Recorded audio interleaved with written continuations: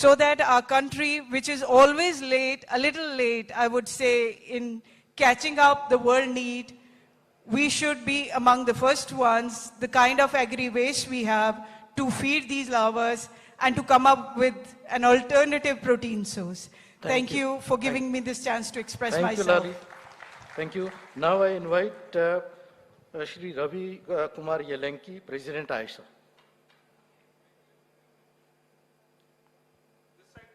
Here, sir. Of the dignitaries on the dais and off the dais, good afternoon to everybody. We have just gone through a record-breaking year of seafood exports, 73,000 crores. Out of that, if you see, shrimp aquaculture contributed to a tune of 70%. I mean, almost 50,000 crores. Out of that, 70% comes from Andhra Pradesh, from the state of Andhra Pradesh. So 35,000 crores is the contribution from shrimp farming of Andhra Pradesh. And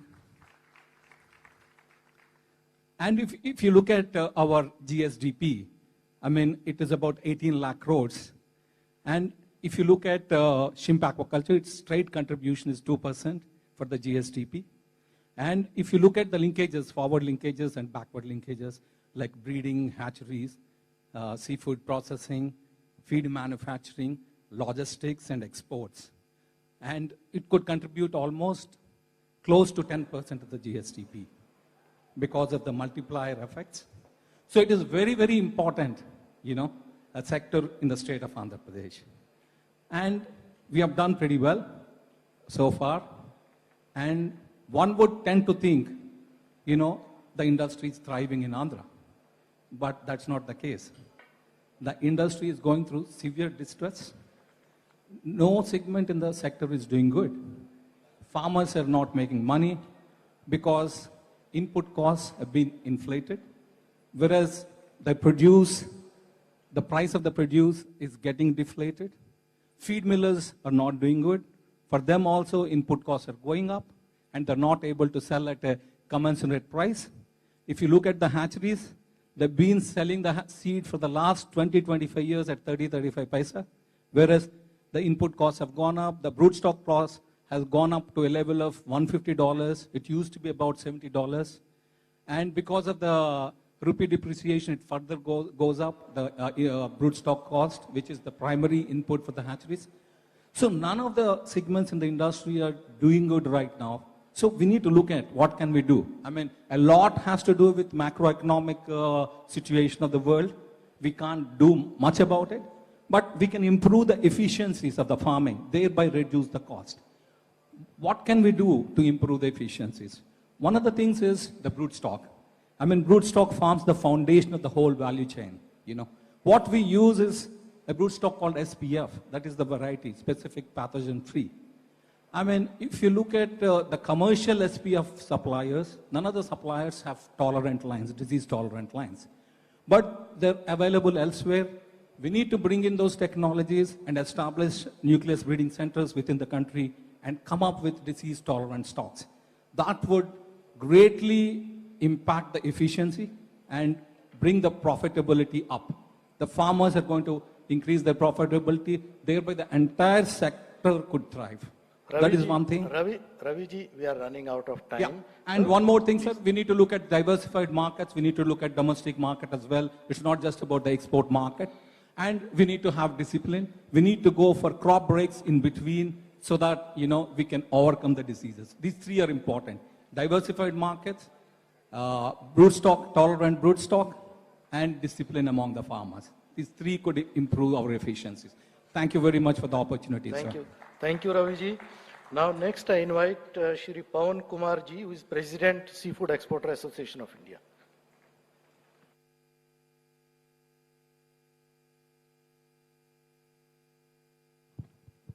Dignitaries on the dais, off the dais, and my friends from the seafood industry. As my friend Ravi said, it's been a record-breaking year for the seafood exports. We have touched 73,000 crores. I would thank the union government for the support which they've given to the exporters and all the export fraternity. But having said that, we are not going to rest here. Our next target is about 1 lakh crores by the year 2030. That has been the target set by our Prime Minister, for which there are few short-term and long-term challenges which need to be addressed. But before I present those, I would say the two important pillars of our export who facilitate the export. One is the fishermen, other one is the farmer. They have to be protected so that our exports can happen very smoothly. On the short-term challenges, we have this EU certification regulation which is coming up, which is called 2023/2842, which stipulates that all the ocean catch exports will have to be certified by the vessel. The vessel has to be certified by the vessel owner or the vessel driver before it is exported. So that is the big challenge. It has to be, the regulation is coming up in January 2027. Before that, we have to get all the certification done so that we can export.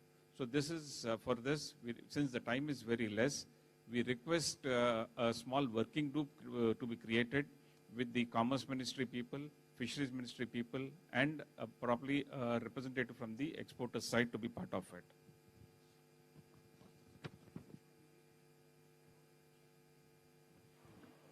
The next is the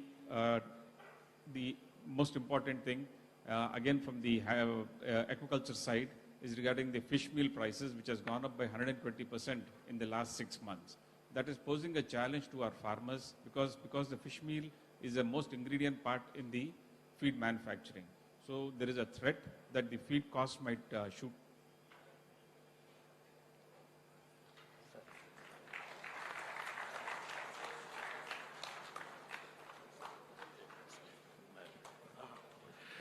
So, ladies and gentlemen, Honorable Union Minister of Commerce and Industry, Shri Piyush Goyal ji is here with us. Please put your hands together to extend a very warm welcome to Honorable Union Minister of Industry and Commerce. And I will request Dr. Surabhi Rai ji, Joint Secretary, Department of Fisheries, please come on the stage to honor and welcome Honorable Union Minister of Commerce and Industry, Government of India, Shri Piyush Goyal ji, with a shawl, with a bouquet, and memento, ladies and gentlemen. आपकी तालियों के साथ, करतल ध्वनि के साथ बहुत बहुत स्वागत अभिनंदन है माननीय केंद्रीय वाणिज्य और उद्योग मंत्री श्री पीयूष गोयल जी का। भगवान वेंकटेश्वर की कृपा हम सब पर सदैव बनी रहे। Thank you very much sir. Thank you sir. Thank you sir. Thank you, sir. आपका बहुत बहुत स्वागत है, sir. So the next interaction is with Dr. Mohammad Daud Seth, who is President, Indian Marine Ingredient Association, Bangalore. Daud, brevity is a virtue, is a quality. Please be brief.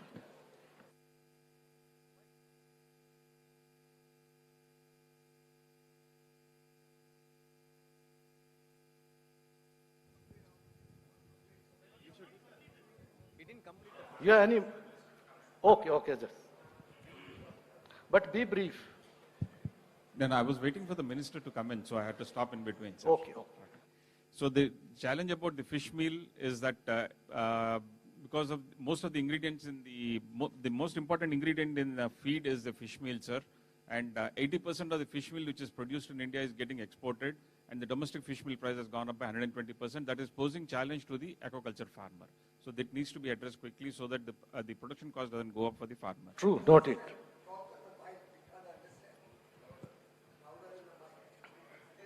Now it is clear, sir. Thank you, sir.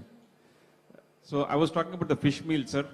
The fish meal price has gone up by 120% in the last 6 months, and that is being directly reflected on the farmers, sir, because the farm cost has gone up. 80% of the fish meal in India is getting exported to other countries. Our domestic fish feed manufacturers are not able to buy that, so that is one issue, sir. And the second thing is, of course, black tiger, which has been a good alternate this thing. And we request you to kindly encourage that black tiger by increasing the production so that, we can have a diversified species. And on the long-term issues which we thought we bring it to your notice, I'll be very brief, sir. One is the juvenile fishing. This is going to be a biggest threat for our industry, sir. If juvenile fishing is not stopped, the entire ocean bed is getting washed away. So this is a very important issue which needs to be addressed from our side. And the next challenge is the FSMA 204, which is coming up. US is going to, because now the traceability has become a most important thing today, sir. and they're talking about from farm to fork kind of this thing. And if our farms, aquaculture farms, are not registered, it is going to be a big challenge because we have to meet with the FSME 204 regulation, which is coming up in 2028. Though Andhra has done considerably well in registering the farms, I request the other state governments also to please come forward and start doing the farm registrations. Otherwise, it is going to be a big issue in the coming years, sir. And the last, just 1 or 2 points, sir. I'll be brief on that. The most important thing again is the antibiotic issue in the farm. Though it is not used at the production level, but at the primary farm level, it has to be controlled. Otherwise, India will have a lot of challenges in importing countries, because importing countries have zero tolerance towards antibiotic. All of us, everybody in the value chain has to be very, very careful as far as antibiotics are concerned, sir. And of course, regarding the specific pathogen free, my friend Ravi has already addressed. And most important thing is regarding the market access, sir. We have the Russian market where I put it across to Mantriji also last time, where we wanted more units to be registered. And the South Korea issue, he knows that I don't have to tell you in front, sir. You know all the other markets which needs to open up for us, sir. Thank you. While we were not going to be responding, but I thought let's not make it only a one-way traffic. Let's keep a little two-way discussion. First of all, regarding your small fish problem, the other side also met me, and they may be in the room probably, I don't know.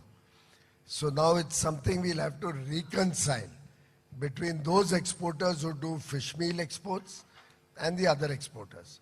We're also cognizant that we'll have to ensure regeneration of fish, otherwise this may land up becoming a very severe environmental degradation. I think in the afternoon technical sessions, we are going to respond to all these points, and we'll try to find, in Hindi the word is samanvay. In English the word is a solution which takes care of, balances the interests of all sections. In every industry, there'll always be different sections having different priorities. We'll try to find, I think we should all work as a team. There's no sense about me, myself only. Because tomorrow if you think only about yourself, they say we are also looking after the small fishermen who don't go very deep into the sea. And they should get a good price. As it is, their catch is small. But if they look at it in a very microscopic way, then they will lose business after 2 or 3 years, when there will not be enough regeneration of fish. So I think in the afternoon session we'll be there. We'll find a balanced solution. I just thought I'll respond that, and all the other issues that have come up so far, we'll discuss in detail. But what I wanted, why I interrupted was different. You asked about market access. The least I thought you will acknowledge to Honorable Minister Lalan Singh ji that due to his efforts, we were able to get tremendous market access in European Union, in Russia. You all had come with the problem of listing. It was pending for 10 years. Am I right? 2016 onwards. Yes, sir. We got 104 establishments listed. Was that not a huge impetus to export? Russia, you had a problem of somebody disturbing your exports, one company. We talked to the Deputy Prime Minister of Russia and sorted out that problem. A round of applause for Lalan Singh ji. And under his leadership, we've had a sea change since we are in the seafood industry. We've had a sea change in our exports. So not only did you continue large exports to US, now you've opened up new markets during the course of last year. So now of course you should aspire for more. You should not settle at this. Ye dil mange more should be your philosophy.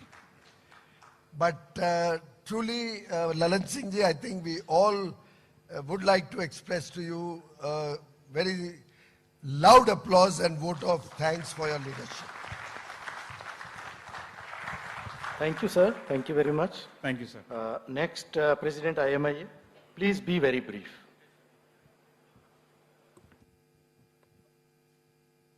Very good afternoon to our Honorable Fisheries Minister, Sri Lalan Singh ji, and our Commerce Minister. हमारे Commerce Minister, Piyush ji, sorry, I will be more louder. Practical training to all of you how to speak in the mic. Great, sir. Great, sir. Everybody, please hold the mic near your mouth and speak a little loud so we can hear you. Sir और हमारे CM साहब आंध्रा से sir अभी हम लोग सुने fish मिल last 50 सालों से है यहाँ पे सस्टेनेबल है यहाँ पे क्या होता है थोड़े दो वर्ड्स चेंज हो जाते हैं जुवेनाइल जो खाने की मछली होती है ना 2000 रुपए किलो की होती है उसका जुवेनाइल को जुवेनाइल बोल दिया जाता है जो फिश मिल इंडस्ट्री में यूज होता है ना सर ये प्रजाति अलग है इसका साइंस अलग है ये इतनी ज्यादा आती है उसको हम रख नहीं सकते ह्यूमन कंजम्पशन एक्सपोर्ट सब होने के बाद में सरप्लस अबंडेंट सी फूड हमारा टोटल है ना सर फिश मिल केवल 2.2 मिलियन टन फिश मिल का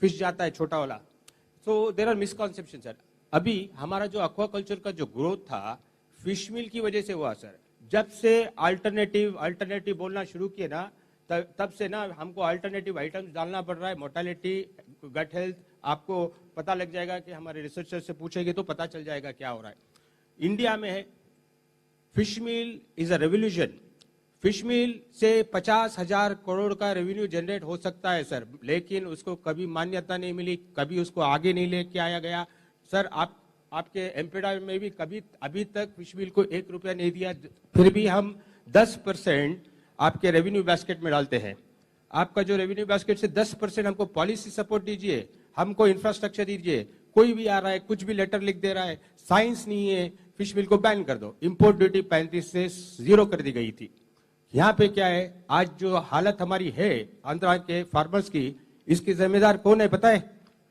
फिश मिल नहीं है इसकी जिम्मेदार है 4 लोग फीड से 4 लोग फिश मिल से इनको अगर आप सुधार दो ना फिनिश और सर दुनिया में 9% फिश मिल है दुनिया में 9 है इंडिया 2% हमारा जाता है 2/3 of our production we have surplus we have 45% in India now and we are exploiting in only 5 states. We have 13 states. Some states, they have not developed any kind of fishing, small pelagic fishing gears. Gujarat, 2,000 kilometers, which is equal to all the states which we are doing. They have surplus. I was part of the grid. After I said, I think Gujarat people are here. They will tell you, they have started catching this one. Pakistan is catching small pelagic.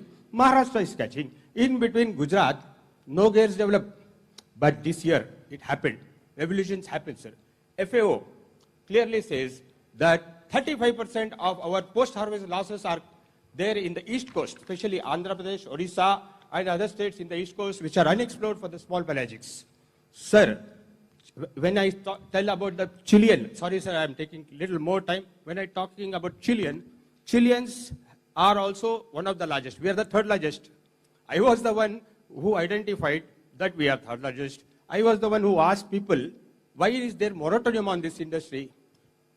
Don't know. Then it got lifted. I was the one who got the regulations fixed. 4 people are coming from somewhere and they announced that they are the national associations. And these people are, what they're doing is creating the false narratives. They are sabotaging the national fisheries improvement programs. And they are blocking all the producers in this and other associations without scientific knowledge. They are talking something about the fishery, sir. This is the challenge, sir. Chile, sir, आज हम 50,000 करोड़ रुपए कैसे ले सकते? 2 line बोल देता हूं, sir. It is very important, sir.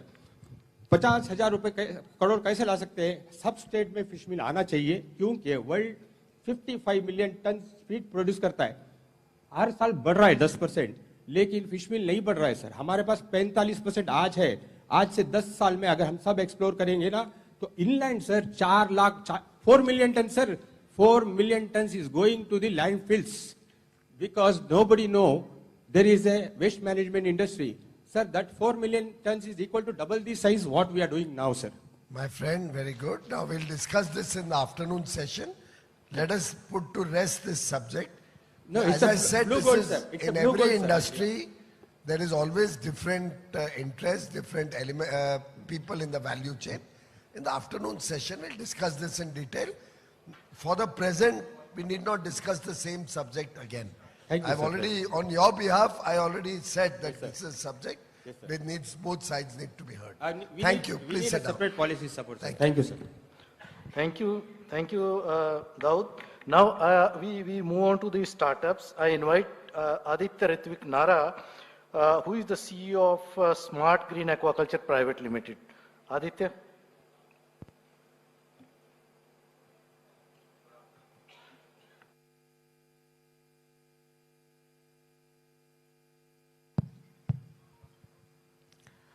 Good afternoon, sir. So, I am Aditya. I'm the founder and CEO of Smart Green Aquaculture. We are based out of Hyderabad. We produce rainbow trout in Hyderabad.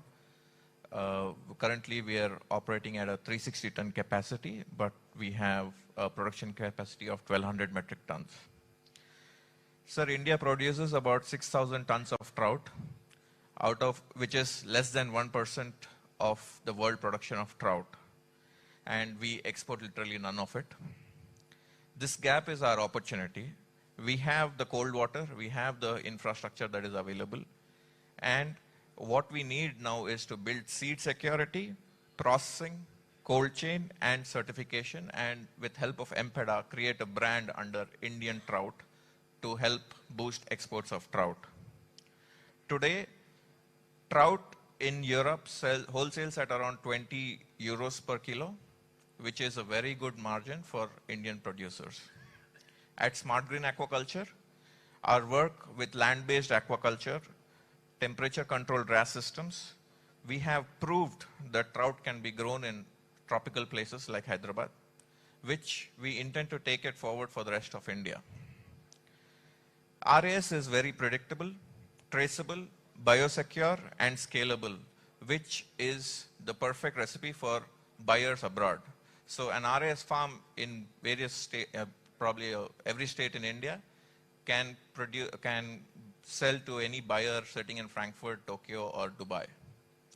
My ask is simple: a national cold water aquaculture and export mission covering seed, technology support, processing clusters, certification, MPEDA-led branding, and air cargo support to support chilled exports.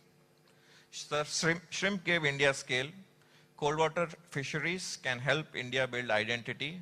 Let's build that pillar, a premium, traceable, and proudly Indian export product.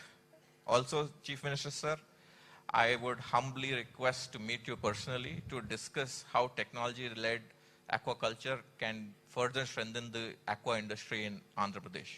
Thank you. Thank you, Aditya. Next, I invite Ganesh Nakwa, who is founder of Blue Catch and a seventh generation. So, no, I will be very happy. I want to meet you. I am searching people like you. Very good. Minister also told me. You meet me, we'll take to the logical conclusion. Thank you. Thank you, sir. Now I invite Ganesh Nakwa, who is the founder CEO of Blue Catch. He's the seventh generation fisherman to modernizing the fishing industry from Maharashtra. Ganesh. Good afternoon, everyone. Thanks for the opportunity. I have been working with the digital traceability and the platform for the very few years now. And I think what Principal Secretary had mentioned earlier, that India has the potential for 3 lakh ton of tunas on the both sides of the coast. I think we need to optimize that. If you're talking about 3 lakh ton and at a landing value of 100 rupees, that itself is a $500 million industry. And if you look at the value addition, it's another $1 billion industry. So I think instead of framing a new policy, I think we have to create a strong foundation, sirs, and the value is in the foundation of creating a digital systems wherein we tap the existing fishing fleet. India already has a 2 lakh fishing fleets, and we don't need more fishing fleets to catch this tuna. If we empower these fishing fleets, let's say for the Persian fishing fleet for catching the pelagic catch like skipjack tuna, kawa or long-tail tuna, and a long line boats especially for the yellowfin tuna, we need to also understand what kind of stocks are available around it.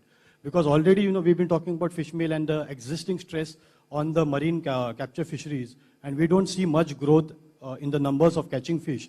There has to be a value chain created right now, and all the key players in the industry, be it in the commerce side, the Department of Fisheries side, environment and the concern, all have to come together and create a platform so that our Indian fisheries creates a value globally, and there is a demand for fisheries like that. So Blue Catch has been piloting such projects, though privately, but working with the small groups of community on both the coast. We have piloted for the squid, we have piloted for the tuna, and it can create a value for existing supply chain and create a branding for made in India seafood, which will have a global value, which will create a premium for a fisherman of India.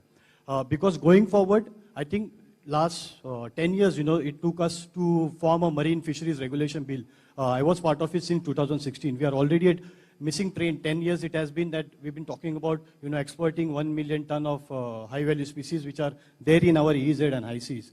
I think it's a high time now we utilize those with the existing fleet, modernize them, make them smart and digitally traceable. Thank you, sir. Thank you, Ganesh. Now I invite Dr. Manoj Sharma, who is a shrimp farmer from Gujarat. Sir सभी मंत्रीगण को मेरा नमस्कार sir. इतना रोने धोने के बाद भी सर अगर से हम नंबर 1 प्रोड्यूसर है सी फूड एक्सपोर्टर दुनिया में, तो सबको बहुत बधाई और जोरदार ताली उसके लिए। सर मैं गुजरात से हूँ और ये 30 साल से श्रिम्प फार्मर हूँ, ये पूरी जर्नी मैंने देखी है सर। मैं दोनों मंत्रियों से खास रिक्वेस्ट कर सकता हूँ सर कि जो हम 80,000 टन झींगा से 10 लाख टन तक पहुंचे और 70 लाख टन मच्छी से 200 लाख टन तक पहुंचे, और जो हमारा विकसित भारत मिशन है 2047, मेरी तो आंख अर्जुन के जैसी वो विकसित भारत पे 2047। सर आपको आश्चर्य होगा मंत्री जी आपको कि जितना भी ये डेवलपमेंट फिशरीज की हुई है वो सिर्फ प्राइवेट लैंड में है, लोगों ने अपने खेतों को कन्वर्ट करके ये फील्ड तक पहुंचे। लेकिन सर आपके ध्यान में मैं लाऊं, हमारे भारत के पास इतनी धरोहर है, 12 lakh Hector brackish water Hector area है जो श्रिम्प फार्मिंग डेवलप हो सकता है। हमारे पास लाखों किलोमीटर की नदी नाले हैं, हमारे पास 11,000 किलोमीटर की कोस्टलाइन है, हमारे पास चंद्रबाबू नायडू साहब बैठे हैं, आंध्र प्रदेश, एक अकेला आंध्र प्रदेश हमारा 70% बनाता है। तो सर हमारे पास 9 मैरीटाइम स्टेट है, हमको सिर्फ 2 आंध्र प्रदेश बना दो तो विकसित भारत का पूरा मिशन पूरा हो जाएगा। और सर गोयल साहब सबसे बड़ी बात, आपको अभी डबल इंजन की सरकार गुजरात में भी है और वेस्ट बंगाल में भी है। सर ये दोनों स्टेट में मिला के 7 लाख हेक्टर जगह है जो सरकारी चीज दे सकते हैं सर। तो मैं फार्मर एसोसिएशन की तरफ से या श्रिम्प फार्मर की तरफ से एक ही नारा दूंगा जो सुभाष चंद्र बोस दिए थे, खून दो आजादी देंगे। सर आप जमीन दो, हम आपको झींगा देंगे।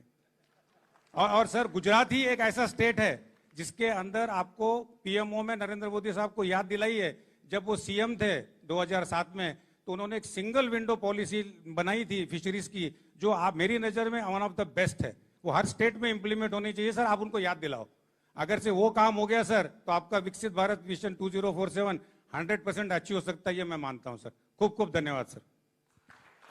धन्यवाद Manoj ji for such passionate inputs. Sir आज हमारे साथ we have some progressive farmers also and in this series I invite G Gandhi Bhagwan Raju.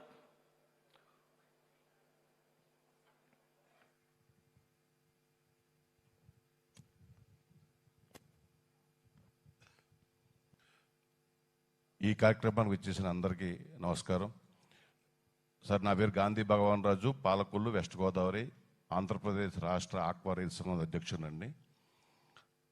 ఈరోజు మా ఆక్వాకల్చర్లో చాలా ఇబ్బందికర పరిస్థితులు ఉన్నాయి.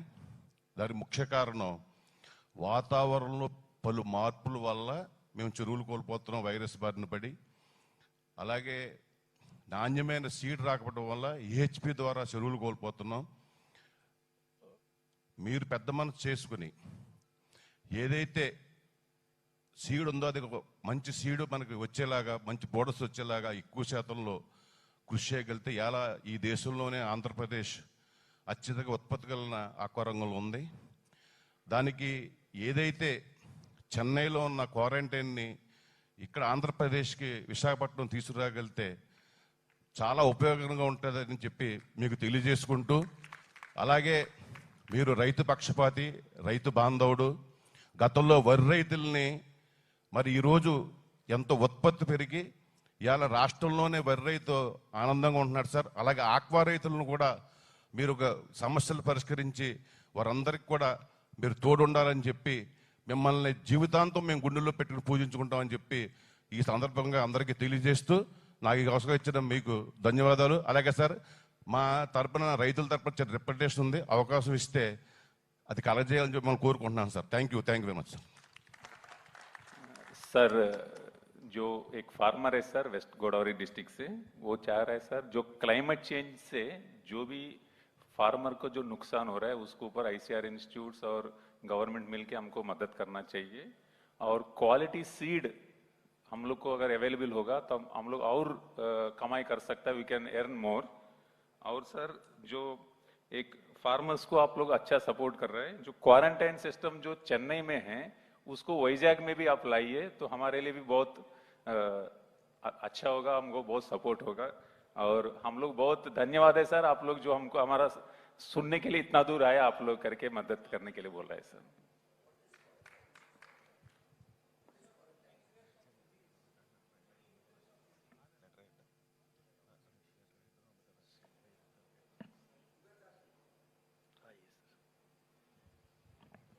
सर कोई भी बीज या चीज जब इंपोर्ट की जाती है तो उसका डिजीज का इंग्रेस चेक करने के लिए उसको क्वारंटाइन में रखा जाता है 1 हफ्ते के लिए, एक डेजिग्नेट पीरियड के लिए.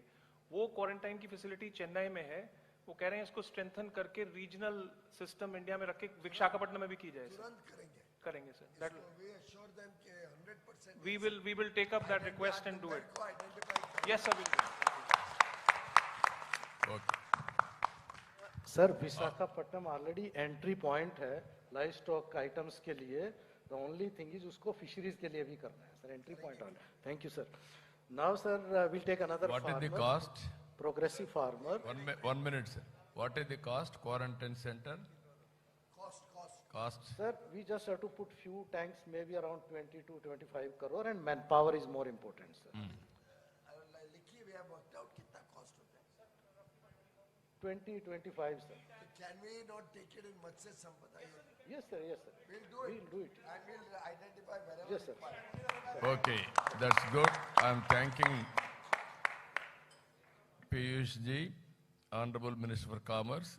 He is truly promoting exports. I wish all the best. Give a big applause for him. He announced it and he will get it done. Thank you sir. एक सर हम एक और progressive farmer से उनके input लेंगे. कुमार राजू. గౌరవ ముఖ్యమంత్రి వర్యులు, ఇతర మంత్రివర్యులందరికీ పేరు పేరున నమస్కారం అండి. నా పేరు కుమార్ రాజు. సార్ మా రిక్వెస్ట్ ఏంటంటే సార్, టోటల్గా ఇండియా ఎక్స్పోర్ట్స్లో మోర్ దాన్ 50% ఆంధ్రప్రదేశ్ నుంచి ఉన్నాయి. You know English, better to talk in English so that they will follow everybody. Actually, from India, total exports, more than 50% of the exports from Andhra Pradesh, but we are not getting in that ratio funds from the NFDB and PMMSY. We are requesting to provide the funds according to the production of the state. Why? Because, sir, actually, by 2028, digital traceability is the mandatory. To get that digital traceability, we have to provide some facilitations to the farmers, like inlet, outlet to dedicated power lines, dedicated roads, IoT devices adoption. Small scale farmers, that is not possible. We have to support in those areas. But NFDB framing rules, they are not taking suggestions from the state government. Actually, state government has to decide what our farmers require. In which area we have to give the funds. Actually, state government has to decide. For example, PMMSY providing funds for construction of new ponds. But in Andhra Pradesh, already ponds are exist. New pond construction is very minimal percentage. That is not useful.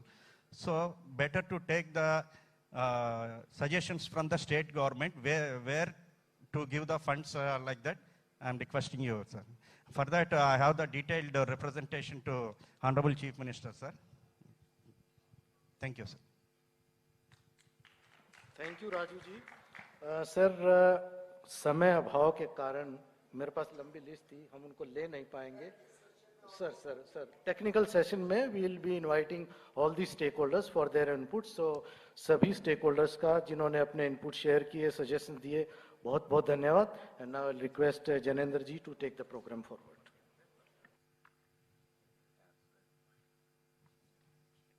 Thank you so much, Sagar Behraji, for this very meaningful and fruitful segment of this inaugural session. अब मैं देवी सज्जनों निवेदन करूंगा honourable union minister of food processing industries Shri Chirag Paswan ji, आप सबकी बात सुनने के बाद अब मन से आप तक बात पहुंचेगी, मार्गदर्शन मिलेगा। तो सबसे पहले मैं आदरणीय Chirag Paswan ji, honourable union minister of food processing industries government of India, उन्हें इनवाइट करूंगा वो इस अवसर पर अपने संबोधन के लिए पधारें।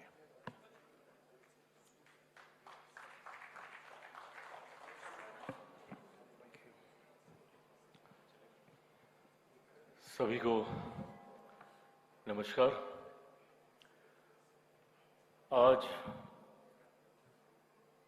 जिस विषय के लिए हम सब एकत्रित हुए हैं कि किस तरीके से सी फूड एक्सपोर्ट को हम लोग बढ़ावा दें, इस सेक्टर को हम लोग कैसे मजबूती दें, उसके लिए इस जगह से खूबसूरत और बेहतर, विशाखापट्टनम से बेहतर मैं नहीं मानता कि कोई और जगह हो सकती थी।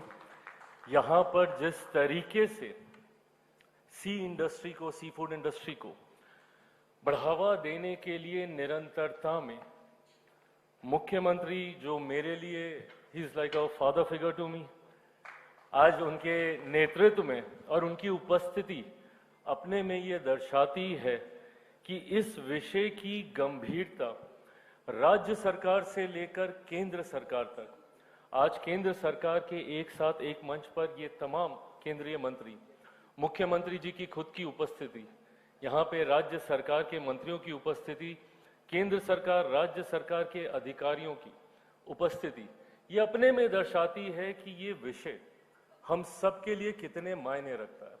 और आज जब इस विषय से जुड़े हुए तमाम स्टेक होल्डर्स यहाँ पर मौजूद हैं, इंडस्ट्री लीडर से लेके, फार्मर्स से लेके, हर उस वर्ग के लोग जो कहीं ना कहीं अपनी भूमिका निभाने का कार्य कर रहे हैं, जिसका परिणाम है कि वैश्विक चुनौतियां होने के बावजूद ये कयास लगाया जा रहा था कि संभवतः जिस तरीके से ग्लोबल चैलेंजेस सामने आए हैं, संभवतः एक्सपोर्ट्स में बाधाएं हम लोग को देखने को मिलेंगी, बट उन चुनौतियों के बावजूद जिस तरीके से हमारे एक्सपोर्ट्स में वृद्धि हुई है, जिस तरीके से ये सेक्टर तीव्र गति से आगे बढ़ने का काम कर रहा है, उसके लिए यहाँ पे मौजूद हर एक व्यक्ति इसके लिए बधाई का पात्र है। एक बार जोरदार तालियां आप सब अपने लिए यहाँ पे जरूर बजाएं। यहाँ पर मौजूद मुख्यमंत्री आदरणीय चंद्रबाबू नायडू जी, जो जिनके बारे में मैंने कहा कि he is like a father figure to me, मेरे पिताजी के साथ इन्होंने एक साथ भाइयों की तरह, दोस्तों की तरह, सहयोगियों की तरह एक लंबा समय बिताया। मेरे पिता के जाने के बाद इन्होंने like a father he has taken care of me. जिस तरीके से मेरे पिता मेरा मार्गदर्शन करते थे लगातार, आई गेट हिज ब्लेसिंग्स, इनका मार्गदर्शन मुझे मिलता रहता है। आज ये यहाँ पर मौजूद है, मेरे लिए ये खुशी की बात है। मौजूद यहाँ पे आदरणीय पीयूष गोयल जी, जिनके नेतृत्व में हमारा देश अलग अलग देशों के साथ जिस तरीके से एग्रीमेंट्स करके हम लोग वैश्विक बाजारों तक पहुंचने का प्रयास कर रहे हैं। मैं मानता हूं जब हम लोग विकसित भारत के लक्ष्य की ओर आगे बढ़ते हैं, 2047 में जब मेरे प्रधानमंत्री आदरणीय नरेंद्र मोदी जी हमारे देश को एक विकसित देश बनता हुआ देखने का लक्ष्य हम लोग के सामने रखते हैं, उसमें इस सेक्टर की बहुत बड़ी भूमिका है, कॉमर्स इंडस्ट्रीज की बहुत बड़ी भूमिका है, और जिसको बहुत खूबसूरती से ना सिर्फ उस सेक्टर का नेतृत्व कर रहे हैं, बल्कि जितने बॉटलनेक, जितने चैलेंजेस हैं, as a minister for food processing industries मैंने भी जितनी बार इनसे मदद मांगी, चैम्बर्स, एसोसिएशंस, इंडस्ट्री लीडर्स की तरफ से जो ब्लॉक हेड्स, बॉटलनेक्स हम लोग को समझ में आए, और जितनी बार आदरणीय पीयूष गोयल जी के पास गए, उन्होंने उतनी ही तत्परता से, और आज भी जो विषय इनके सामने आ रहे हैं, तुरंत उस पर कार्रवाई कर कर उसको आगे बढ़ाने का काम इनके नेतृत्व में हो रहा है। मैं यहाँ पर आदरणीय पीयूष गोयल जी का भी स्वागत करता हूँ। यहाँ पर मौजूद जिनके वजह से आज हम लोग इस चर्चा में आए हैं, फिशरीज इंडस्ट्री, जिस विभाग की जिम्मेदारी इस क्षेत्र को आगे लेकर जाने की है, और जिनके नेतृत्व में ये क्षेत्र ने चुनौतियों के बावजूद, चैलेंजेस के बावजूद अपने आप को प्रूव करके दिखाया, जिनके नेतृत्व में, जिनके मार्गदर्शन में ये क्षेत्र आगे बढ़ने का काम कर रहा है। सी फूड इंडस्ट्री, यहाँ पे फिशरीज से जुड़े हुए हर एक व्यक्ति जिस तरीके से इनको आगे लेकर चलने का काम माननीय मंत्री श्री राजीव रंजन सिंह जी के नेतृत्व में किया जा रहा है। मैं एक बार जोरदार ताली आप सब जरूर इनके लिए बजाएं। इन्होंने इस पूरी सोच को आयोजित करने का काम किया कि सारे स्टेक होल्डर्स एक साथ एक जगह एक मंच पर आएं, ताकि न सिर्फ हम लोग चैलेंजेस को डिस्कस कर सकें, बल्कि जो बेस्ट प्रैक्टिसेस हैं उसको भी हम लोग कैसे एक दूसरे के साथ साझा कर सकें, उसके लिए ये मंच तैयार किया गया। यहाँ पर मौजूद मेरे भाई, जिसकी बहुत बड़ी जिम्मेदारी इस सेक्टर को एक जगह से दूसरी जगह तक कनेक्ट करने की है, यहाँ पर मौजूद राम मोहन नायडू, जो बहुत जिम्मेदारी के साथ इस मंत्रालय की जिम्मेदारी को निभाने का काम कर रहे हैं। यहाँ पर मौजूद honourable member of parliament B Mastana Rao ji, यहाँ पर मौजूद honourable minister of fisheries government of Andhra Pradesh Shri Kinjarapu Naidu ji, यहाँ पर मौजूद तमाम केंद्र और राज्य के पदाधिकारीगण, यहाँ पर मौजूद इस सेक्टर से जुड़े हुए हर एक स्टेक होल्डर्स। आज जब मैं यहाँ आप सबके बीच मौजूद हूँ as a minister for food processing industries, मैं मानता हूँ कि मेरे इस मंत्रालय की एक बड़ी जिम्मेदारी है वॉल्यूम को वैल्यू में बदलने की, प्रोड्यूस को प्रोडक्ट में बनाने की, और ये कर कर उसको राष्ट्रीय ही नहीं अंतर्राष्ट्रीय बाजार तक लेकर जाने की। और ऐसे में जब हम लोग फिशरीज की बात करते हैं, मैं ईमानदारी से इस बात को मानता हूं, अभी भी इसमें आगे बढ़ने की अनंत संभावनाएं हैं। हम लोग जितना इसको टैप कर सकते हैं उसका लगभग हम लोग 10-11% पर ही हैं अभी। इस माध्यम से हम लोग न सिर्फ राष्ट्रीय बल्कि अंतर्राष्ट्रीय बाजार तक कैसे फिशरीज में वैल्यू ऐड कर कर, आज भी हम लोग देखते हैं कई बार जितना हम लोग का एक्सपोर्ट भी होता है उसमें एक बड़ा हिस्सा उसका रॉ में ही जाता है, कैसे हम लोग उसमें वैल्यू ऐड कर कर। और आज जब यहाँ पे इंडस्ट्री के लोग मौजूद हैं, मैं आप सबसे भी ये विनम्र आग्रह करूंगा कि जब मेरे मंत्रालय के माध्यम से हम लोग अलग अलग योजनाओं में हम लोग EOIs को निकालने का काम करते हैं, मैं आप सबसे आग्रह करूंगा कि ज़्यादा से ज़्यादा प्रपोजल इस सेक्टर की तरफ से भी आने चाहिए। आज भी हम लोग की वही कंजर्वेटिव सोच है कि मत्स्य पालन किया, उसको हम लोगों ने या तो डोमेस्टिक कंजप्शन के लिए या एक्सपोर्ट के लिए रॉ फॉर्म में ही हम लोग भेजने का काम कर रहे हैं।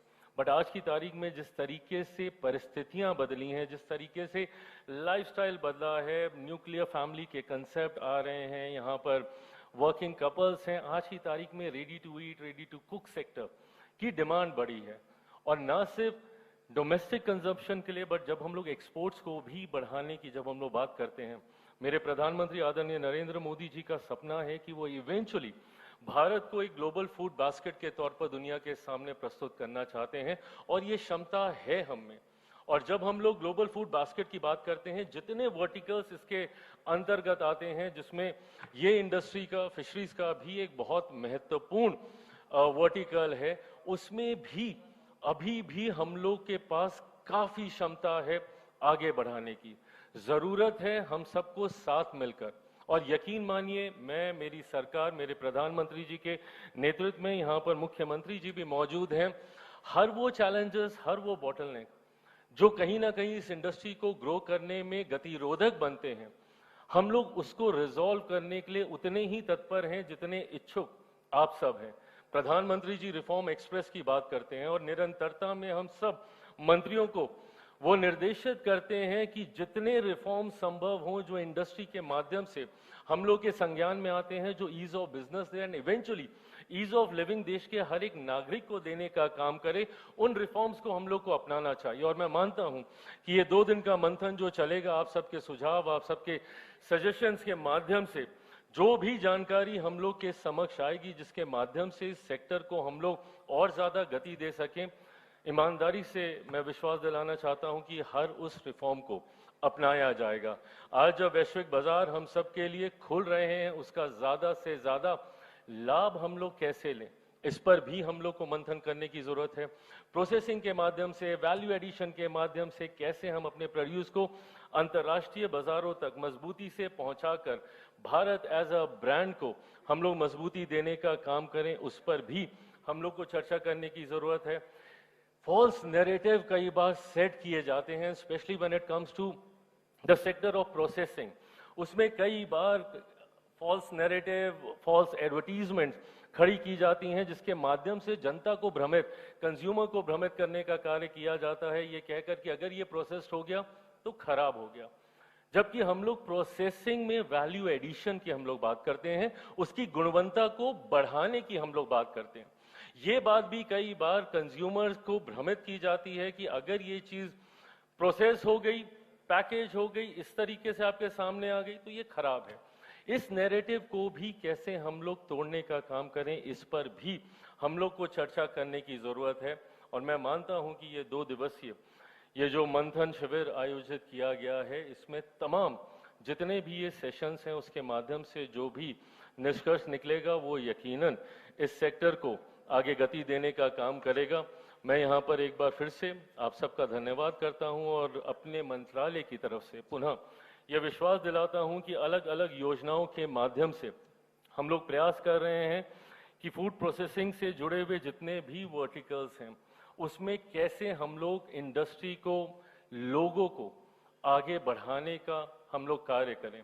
भले वो हमारी PMKSY की योजना हो या PMFME की योजना हो, अलग अलग योजनाओं के माध्यम से हम लोग प्रयास करते हैं कि ज़्यादा से ज़्यादा इंडस्ट्री को across the length and the breadth of the country हम लोग स्टैब्लिश करें, वो वैल्यू चेन को हम लोग स्टैब्लिश करें, जिसमें अभी भी बहुत काम करना जरूर बाकी है, जिसमें यकीनन इंडस्ट्री का भी मुझे उतना ही साथ चाहिए होगा। जितना आप बढ़ेंगे उतना हम बढ़ेंगे, उतना हमारा देश आगे बढ़ेगा और उतनी ही गति से हम लोग विकसित भारत की ओर हम लोग आगे बढ़ने का काम करेंगे। बट साथ में एक विनम्र निवेदन भी आप सबसे करूंगा। As a minister of food processing industries, एक चीज मुझे हर बार परेशान करती है और शर्मसार भी करती है, जब हमारे एक्सपोर्ट्स में क्वालिटी को लेकर कंसर्न्स उठते हैं। ये हम सब की नैतिक जिम्मेदारी बनती है कि भले हम लोग 2 रुपए का मुनाफा कम करें, पर सुनिश्चित करें कि हम लोग गुणवत्ता से किसी भी तरीके का कोई समझौता नहीं करेंगे। जिस दिन हम लोग इस बात को सुनिश्चित कर लेंगे कि हमारे प्रोड्यूस में किसी भी तरीके की कोई मिलावट नहीं होगी, जिस दिन हम लोग इस बात को सुनिश्चित कर लेंगे कि गुणवत्ता के साथ हम लोग कोई समझौता नहीं करेंगे, तो यकीन मानिए वो दिन दूर नहीं है जब इंडियन स्टैंडर्ड्स को ग्लोबल स्टैंडर्ड्स के तौर पे रिकॉग्निशन मिलेगा, जब लोग बोलेंगे कि अगर ये मेड इन इंडिया है तो ये अच्छा ही होगा, इसमें क्वालिटी कंसर्न्स नहीं आएंगे। उस दिशा में हम लोग को आगे बढ़ने की जरूरत है। आप सबसे यह विनम्र आग्रह कि क्वालिटी के साथ कभी कोई कॉम्प्रोमाइज ना करें। मैं, मेरी सरकार, मेरे प्रधानमंत्री जी के नेतृत्व में मजबूती से आप सबके साथ खड़े हैं। आप सब आगे बढ़ें, यही आप सबके लिए शुभकामनाएं मैं देता हूं। और आने वाले 2 दिनों के मंथन के बाद जो भी निष्कर्ष निकलेगा, मैं चाहूंगा जितनी भी best practices across the globe भी हो रही हैं उस पर भी हम लोग चर्चा करें, टेक्नोलॉजी पे भी हम लोग चर्चा करें।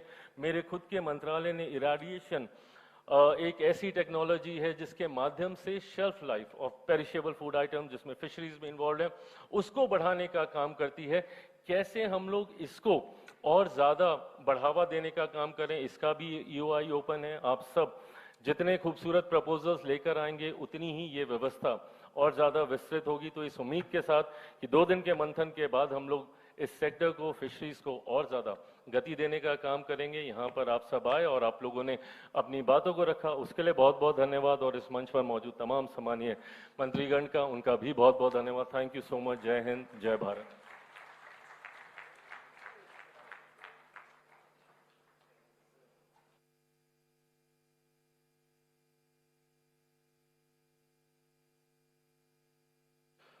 हेलो, बहुत बहुत आभार माननीय केंद्रीय खाद्य प्रसंस्करण उद्योग मंत्री श्री चिराग पासवान जी का, उनके इस प्रेरक संबोधन के लिए, आश्वासन के लिए और उत्साहवर्धन के लिए देवियों सज्जनों। मैं now request honourable union minister of civil aviation Shri Kinjarapu Ram Mohan Naidu ji for his address on this occasion. Honourable union minister of civil aviation. अंदरिकी नमस्कारम। Honourable chief minister of Andhra Pradesh Shri Nara Chandrababu Naidu garu, Honorable Minister for Commerce and Industry Piyush Goyal ji, Honorable Union Minister for Fisheries, Animal Husbandry, Dairying and Panchayati Raj Shri Rajiv Ranjan Singh ji, and Honorable Union Minister for Food Processing Brother Chirag Paswan ji, and also the dignitaries on the dais, ministers from the state government of Andhra Pradesh, Kinjarapu Achinayudu garu, Dola Bala Veeranjanaya Swami garu, and MP Bida Mastanrao garu, Secretary Fisheries, and all the important and senior officials who have come from the central government and the state government, and dear friends from the fisheries and aquaculture community. First of all, I would like to welcome you all to the city of destiny and the jewel of East Coast, which is the city of Visakhapatnam. Welcome each one of you. I am personally welcoming you, even if I'm the chief, I'm one of the guests in the program because I come from this region. This is like my home, so I would like to welcome each and every one of you once again. And it is always a great honor for me to share the stage with one of the most dynamic and visionary chief ministers of the country, my chief minister, Shri Nara Chandrababu Naidu garu. And also, you can see 4 union ministers are there on the stage, 1 chief minister, 2 ministers from the state, and all of the government is sitting here. That shows how much whole of the government approach. This is something which our Honorable Prime Minister Narendra Modi ji continuously talks about, promotes also, that we shouldn't no longer work in silos. When we are trying to address something, when we are trying to come up with a reform, it has to have a whole of government approach. What better example to the seafood community, seafood exports community, than seeing this stage right here? This is what NDA government means. This is what a Prime Minister's work culture means. This is what our commitment to each and every one of you means. So it is with that attitude we have all come here together today.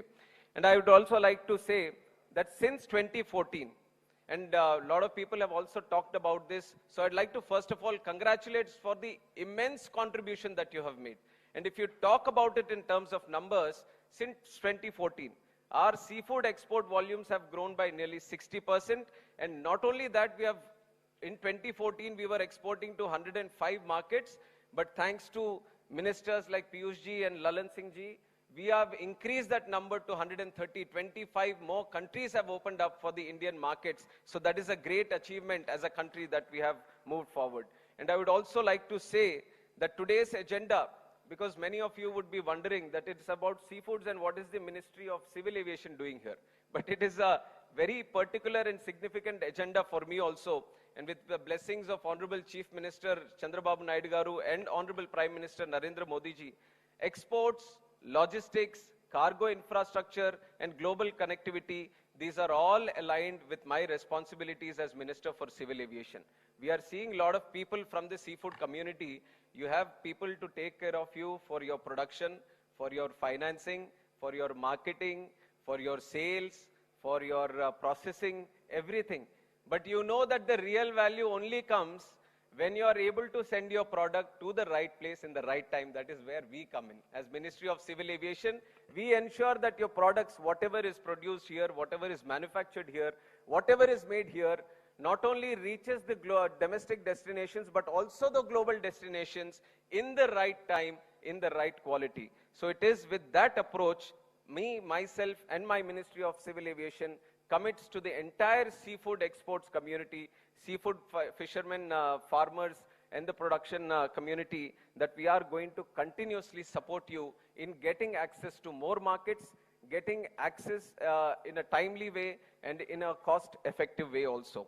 And also, if you look at Andhra Pradesh, it has one of the strongest coastlines in the country. And not only the coastlines, but the entrepreneurial spirit in Andhra Pradesh. That is what me and Piyush ji also were talking about it. Since last 3 decades, if you see any kind of business, any kind of entrepreneur opportunity that is floating around in the country, you would see that definitely there is a person from Andhra sitting in it. And that is all because of the seeds which have been sown by our visionary Chief Minister Chandrababu Naidu garu in the 90s itself.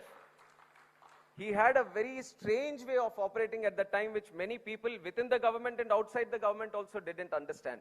But he wanted to show that if the government has to achieve its targets, if the government has to show progress, the development should happen in individual sectors. It is not only up to the public sector, but also the private sector. Both of them have to collectively come together and operate.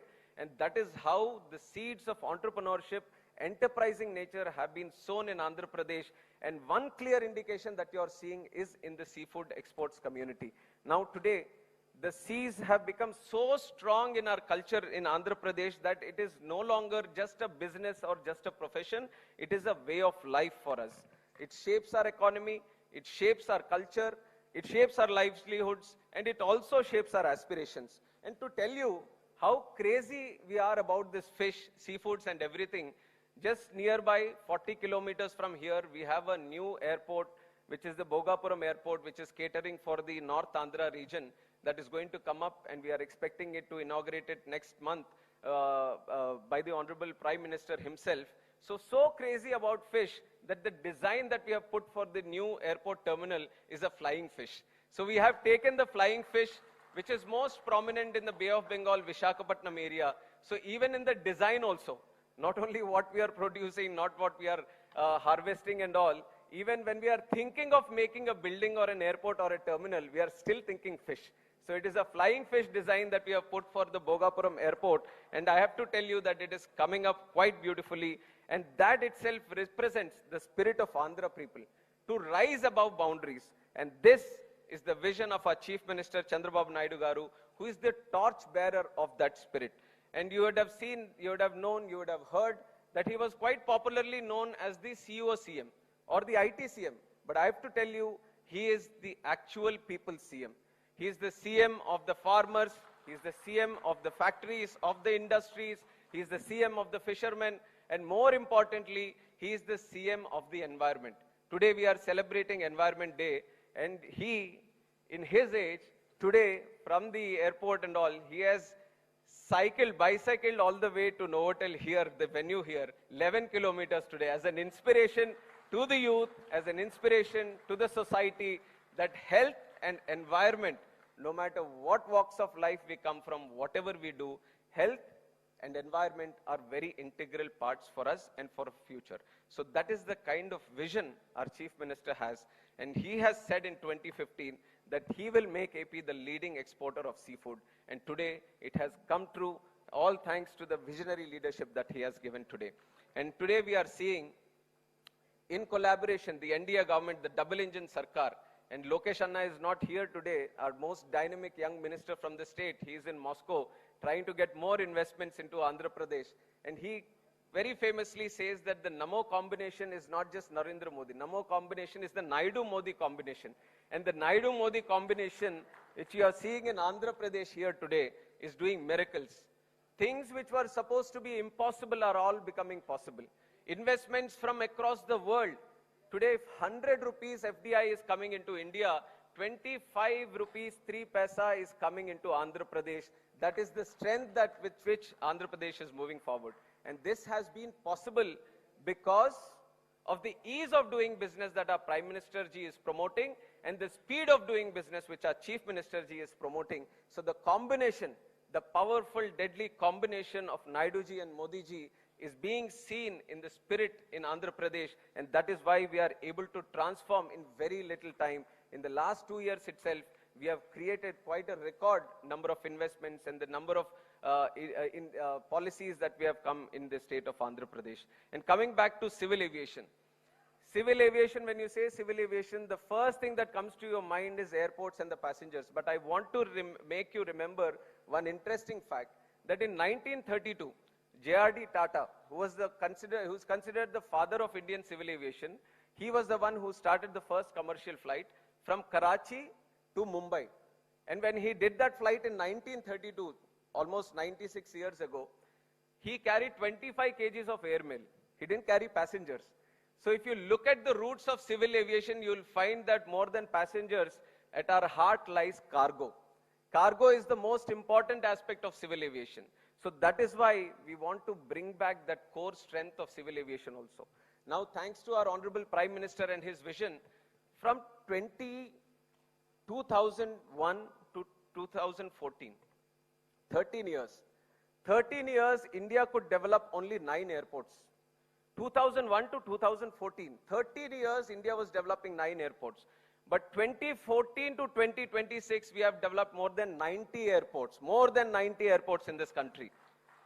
No country in the world, go to any part of this world, east, west, north, south, you will not find a single country in the last 12 years who have built a civil aviation infrastructure of more than 90 airports. That has been the vision of our Honorable Prime Minister. And what did it do? It has connected the length and breadth of this country so strongly, not only for people movement, but also for cargo movement. Now we are just taking examples of how mango, there is a huge domestic consumption, but in times of summer, our Indian mangoes are there in the supermarkets across the world. You name it, Australia, Japan, USA, you're finding this fresh variety of mangoes, Indian variety of mangoes across the world. And then you have the Shahi lichis, my brother Chiragji and Lalanji would be knowing, which are from Bihar. We are transporting them across the country and across the world also. All the perishables and seafood exports, you are the witness for that, and how we are able to capitalize on the air cargo network that we have and how it has improved today, and how we are able to promote it more and more in the international sectors also. So air cargo has come a long way, from fish sheets from Agartala, meat from Dimapur, crabs from Kolkata, vegetables from Bangalore, chilled fish from Chennai, dairy products from Coimbatore. There are multiple numerous examples. Madurai Malliga, jasmine from Madurai, which is the most premium quality jasmine that you can get in the whole world, is being exported all the way to the Gulf and all the way to France, where they are making luxury colognes out of it.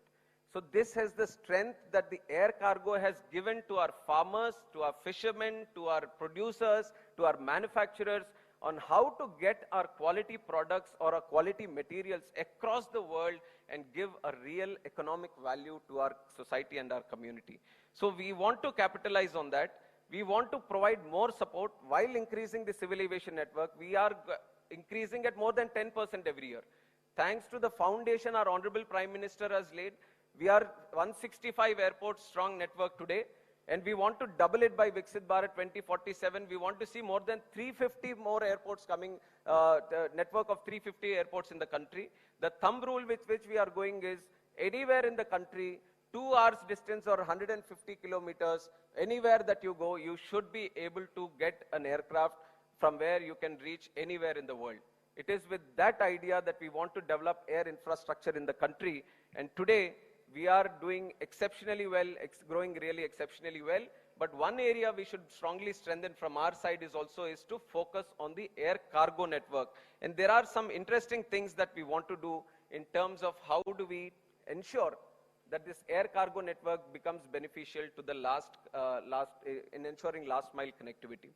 So 3 concepts that we have is, one is to reduce the processing time that we have. When you're getting your product to the cargo terminal, usually the processing time is taking sometimes days or sometimes more than the required number of hours. So how do we reduce the dwell time that is there at our cargo exports? So for that, we are looking at improving the cargo infrastructure that we have.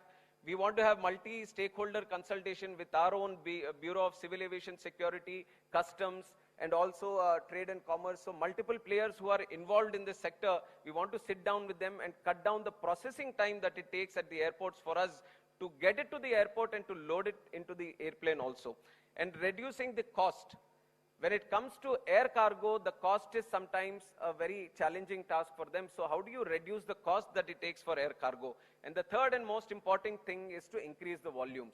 You want to get more people, you want to get more players into the basket so that the volumes increase. And also for the volumes to increase, what we need to do in other ways is to diversify our markets. We need to open up to more markets, open up to more sectors. So this is one top priority focus areas for the civil aviation in terms of air cargo. And within that, some of the systems that we are working on is the multimodal logistics system. We don't want to, just like I told you how PM sir is wanting us not to work in silos. He wants to collaborate and complement along with other departments. So we are looking at multimodal connectivity. If there is a pond somewhere, if there is a manufacturing unit somewhere within the inland, somewhere which is not close to the airport, then utilizing the road network or the rail network or the port and the airport network, how do you complement each other so that ultimately the benefit goes to that person, benefit goes to the product in reaching the right market at the right time. And more than that, we have reworked our transshipment policy. I don't know how much have you looked into the air cargo transport in the country, but there was some specific feedback that we got on air transshipment policy, where I2I or D2I, domestic to international, international to international, when it's passing through India, then when it is coming into India and going to some other local destination or an international destination, our people at the airport and the cargo terminal, they were stripping everything off, getting everything verified, x-rayed, checked, scanned, and then packing everything, where we were losing a lot of precious time, which is very important for air cargo. So today, we have come up with a reform where we are not going to do it for certain countries, certain friendly countries, certain accepted countries, and it is going to be a smooth sailing for all the cargo and transshipment, which is taken as a very important reform by the cargo industry. So that is one step we are doing. Another interesting one, which I want all of you also to focus upon, is the air freight station policy. We already had it. We had some inputs from our PhD also recently when we were talking about it. Air freight station policy, generally when you want to use air cargo, you're getting all the products to the airport and you're utilizing the services at the cargo terminal at the airport, packing it, checking it, customs clearance, weigh bills, everything is being done there, then you're loading it onto the aircraft.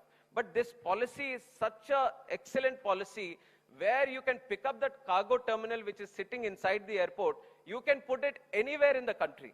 Anywhere in the country, right next to your factory also you can have it. This is what is called the air freight station. We will provide the customs, we will provide the machinery, we will provide the process, everything, so that you can pack everything there the way it should go into the plane, and then the only thing that is left for you is to transport it to the cargo terminal which is nearest to you.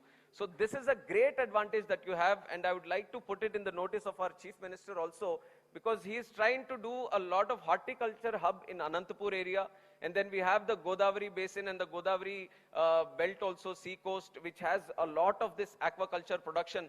So one air freight station which is dedicatedly put for this fisheries and seafood exports, and one probably for horticulture in these areas would actually cut down the transport times that you would have if you're trying to send your product to different longer destinations and especially international destinations.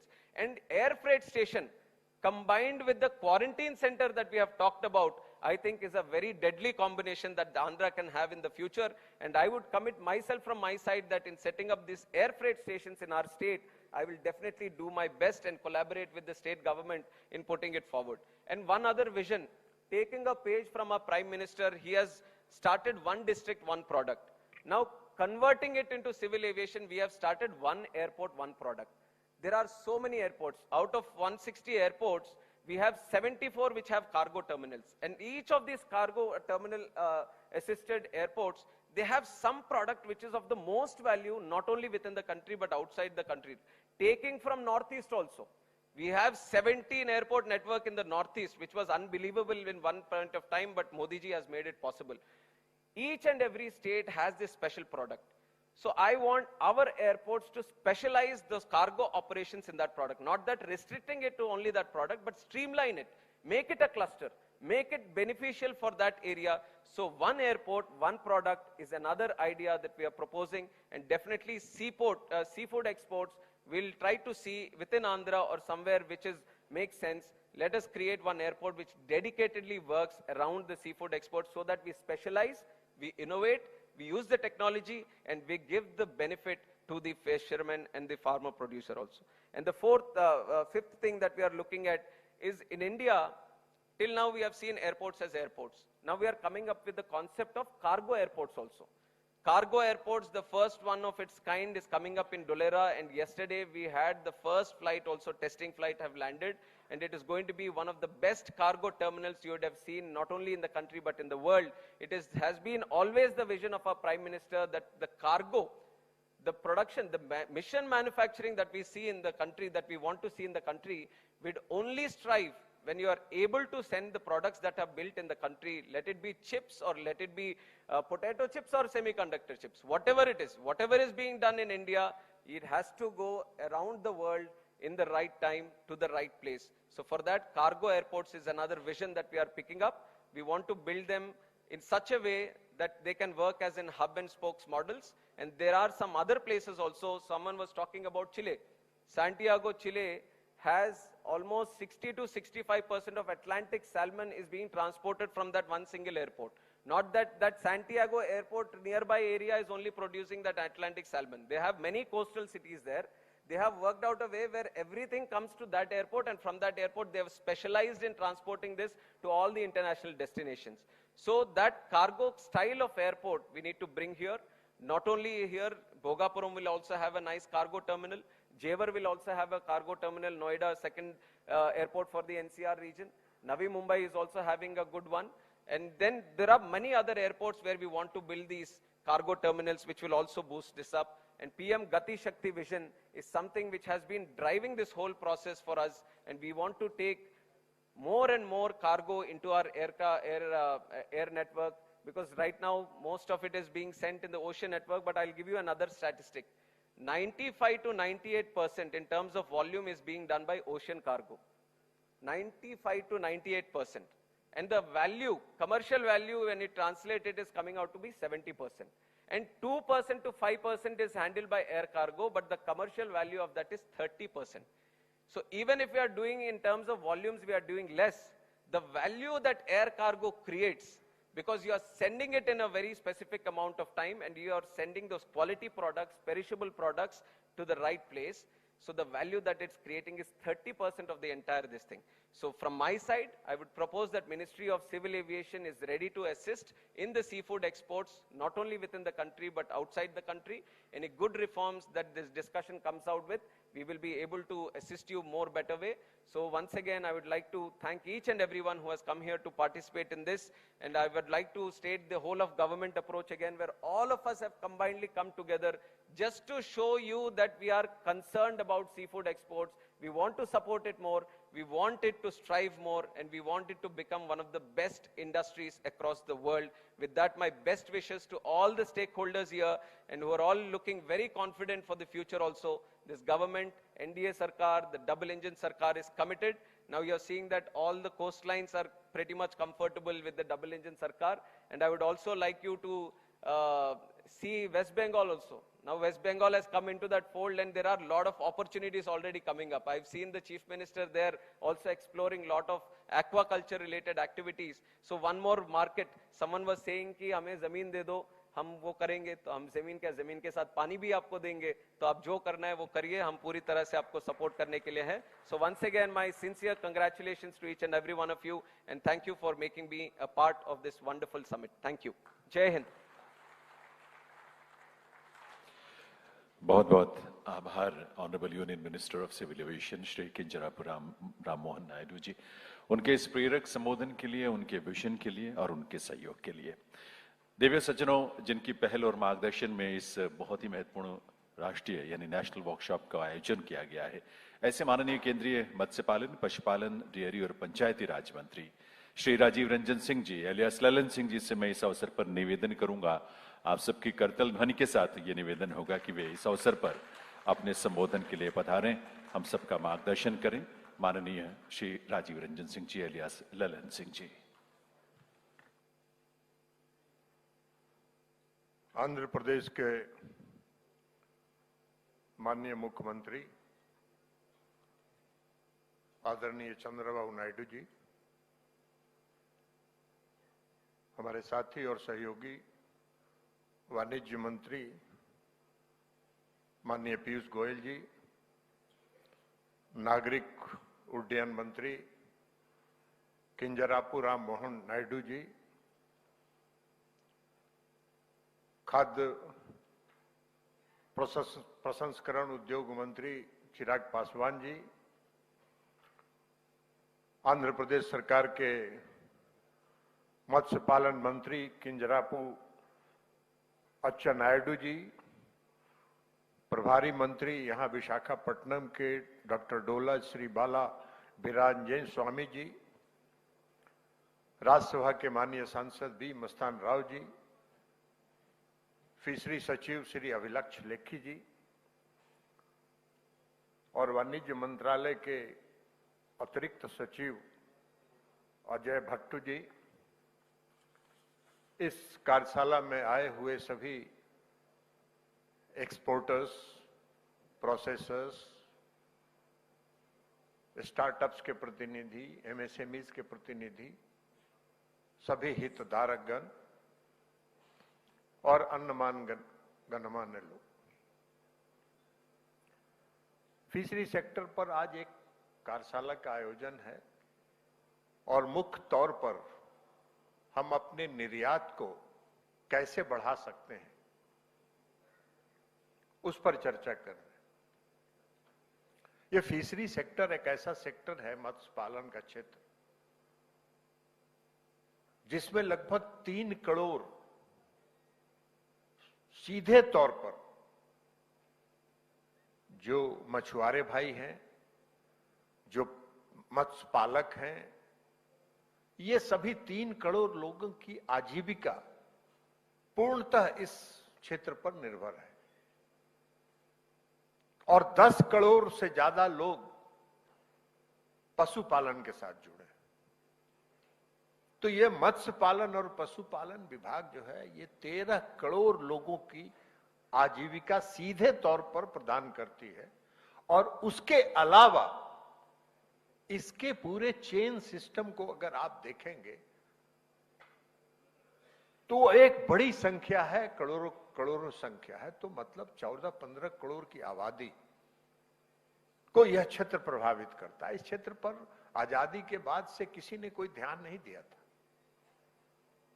जब 2014 में आदरणीय प्रधानमंत्री नरेंद्र मोदी जी ने इस देश की सत्ता संभाली तो उनका इस क्षेत्र पर ध्यान गया और इस क्षेत्र की जो नेग्लेक्ट किया गया था उसको उन्होंने आगे बढ़ाने का काम किया। 2014 में उन्होंने ब्लू रिवॉल्यूशन शुरू किया, उसके बाद FIDF चलाया, फिर प्रधानमंत्री मत्स्य संपदा योजना चलाया, फिर PMKSSY योजना चलाई और इन सारी योजनाओं के साथ साथ उनको लगा कि ये कृषि मंत्रालय के साथ ये पूरा मंत्रालय जुड़ा था। उनको लगा कि ये कृषि मंत्रालय के साथ इस मंत्रालय में पूरे तौर पर जो इतनी बड़ी आबादी है जो आजीविका निर्भर है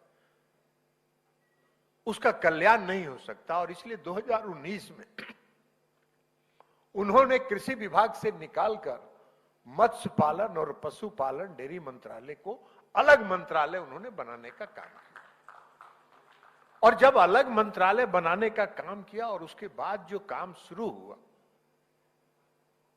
तो आज हम आपको बता दें कि पूरे दुनिया के अंदर, पूरे विश्व में जो मछली का उत्पादन है उसमें 8.8% हिस्सेदारी हमारे देश की है। हमारे देश की 8% हिस्सेदारी। आज पूरे दुनिया का जो मत्स्य उत्पादन है वो 223.2 मिलियन टन है और उस 223.2 मिलियन टन में हमारे देश का जो हिस्सेदारी है वो 19.7 मिलियन टन है जो मछली का है और सीवीड का है। तो ये हमारा प्रयास आदरणीय प्रधानमंत्री नरेंद्र मोदी जी ने जो किया उसका ये परिणाम है आज हमको देखने को मिल रहा है। और यही नहीं, सिर्फ योजना उन्होंने नहीं चलाया, योजना के साथ साथ उन्होंने 39,000 से ज्यादा करोड़ रुपए का निवेश इन्वेस्टमेंट भी इस सेक्टर में उन्होंने किया। आपको पता है जब प्रधानमंत्री नरेंद्र मोदी जी 2014 में जब इस देश के प्रधानमंत्री बने थे उस समय पूरे देश के मछली का उत्पादन 95.7 लाख टन था सिर्फ, और 11 वर्षों में जो प्रधानमंत्री नरेंद्र मोदी जी का प्रयास है 24-25 में वह 95.7 लाख टन बढ़ के 197.7 लाख टन हो गया। 106% की वृद्धि 11 वर्षों में हुई। तो आप सोचिए आजादी के बाद से 2014 तक और 11 साल 106% की वृद्धि हुई और इस पूरे उत्पादन में 76% योगदान है इनलैंड स्टेट्स का।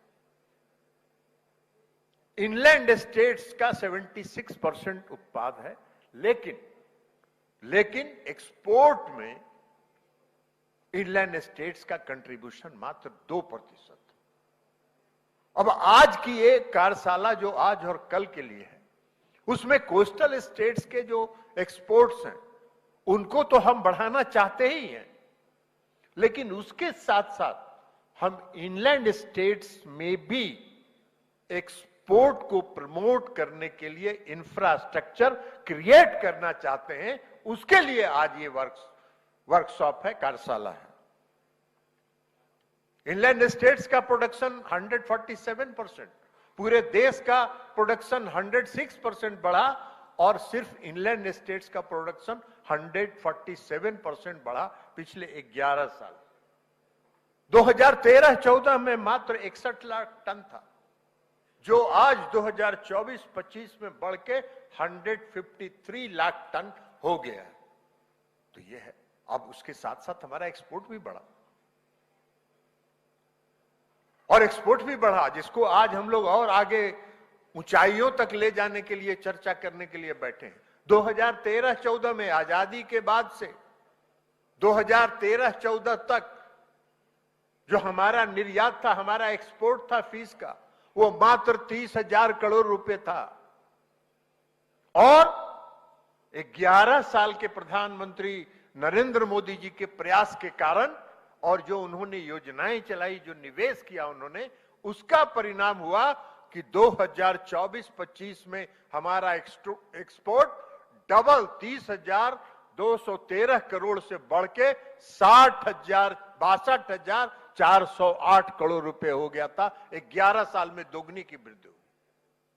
उसके बाद 2025 में यूएस ने एक भारी टैरिफ लगाया, 58.5% का टैरिफ लगाया, 8%, 55.8% का टैरिफ लगा।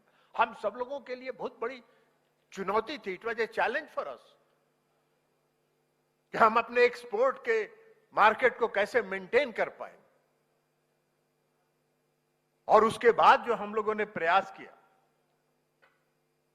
विशाखापट्टनम में आज हम जो कार्यशाला का आयोजित कर रहे हैं, ये दूसरा कार्यशाला है।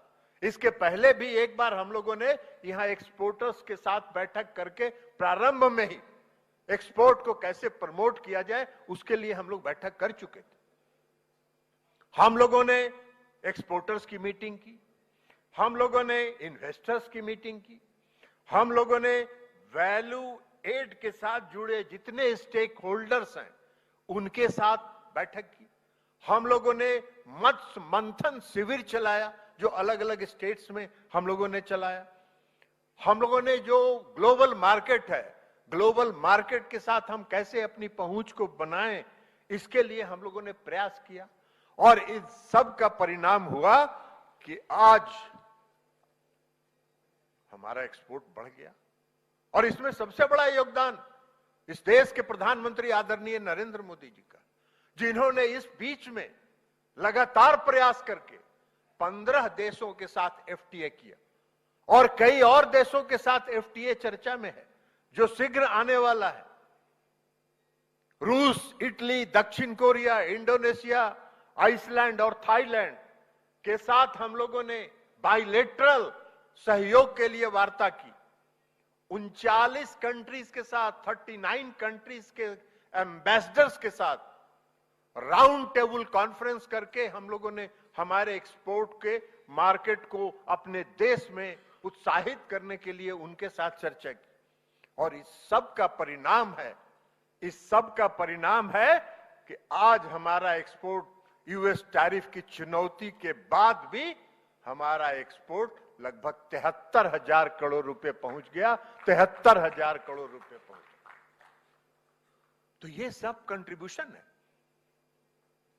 और जो एक्सपोर्ट है हमारा झींगा, मुख्य तौर पर हमारे झींगा का, श्रिम्प का एक्सपोर्ट मार्केट है पूरी दुनिया में। आज हम 39 जो हमारा 73,000 करोड़ रुपए का जो हमारा एक्सपोर्ट है, उसमें 49,037.93 करोड़ रुपया का कंट्रीब्यूशन श्रिम्प का है, जिसका सबसे ज्यादा जो श्रिम्प का एक्सपोर्ट हो रहा है वो इस आंध्र प्रदेश से हो रहा है। और इसलिए हम आदरणीय मुख्यमंत्री चंद्रबाबू नायडू जी को इस बात के लिए बधाई देते हैं कि आपका जो प्रदेश है उस देश के अर्थव्यवस्था में बहुत बड़ा योगदान कर रहा है और लगभग 40,000 करोड़ रुपए का एक्सपोर्ट कर रहा है। यह विशाखापट्टनम का जो बंदरगाह है, यह बंदरगाह सबसे ज्यादा एक्सपोर्ट पूरे ग्लोबल मार्केट में एक्सपोर्ट करने के लिए उपयोग होता है। और इसलिए हम लोगों ने विशाखापट्टनम को चुना कि यहां हम लोग बैठ के इस कार्यशाला का आयोजन करेंगे और सारे देश के जो एक्सपोर्टर्स हैं, जो स्टेक होल्डर्स हैं, सबको यहां बुला के उनसे चर्चा करेंगे। और जो हमारा एक्सपोर्ट 11,000 करोड़ रुपए का लगभग बढ़ा, उसके लिए कोई सिर्फ सरकार की क्रेडिट नहीं है। हम सिर्फ क्रेडिट नहीं लेना चाहते, इसमें बहुत बड़ा क्रेडिट हमारे एक्सपोर्टर्स को है। हमारे एक्सपोर्टर्स ने मार्केट तलाश किया, हमारे एक्सपोर्टर्स ने मेहनत किया, हमारे प्रोसेसर्स ने मेहनत किया, हमारे मछुआरा भाइयों ने पूरी मेहनत करके जो कैच किया उसका परिणाम है फिश फार्मर्स का कंट्रीब्यूशन है। तो हम सबको जो आज इस देश की अर्थव्यवस्था में आपने जो योगदान दिया है उसके लिए हम सब आपको हृदय से धन्यवाद देते हैं और हृदय से बधाई देते हैं कि आपकी मेहनत के कारण हुआ। हमारे लिए यह खूबी है, हमारे देश की यह खूबी है और खास करके प्रधानमंत्री नरेंद्र मोदी जी की यह खूबी है कि जब कोई चुनौती आती है, कोई चैलेंज आता है, तो उस चैलेंज में वो अवसर तलाशते हैं, उस चुनौती के बीच से वो अवसर तलाशते हैं। और जब अवसर तलाशते हैं, एक कहावत है हम लोग के यहां, जहां चाह वहां राह। अगर पूरे मन से किसी चीज की इच्छा व्यक्त की गई, चाहा गया, तो उसका रास्ता भी निकलता है।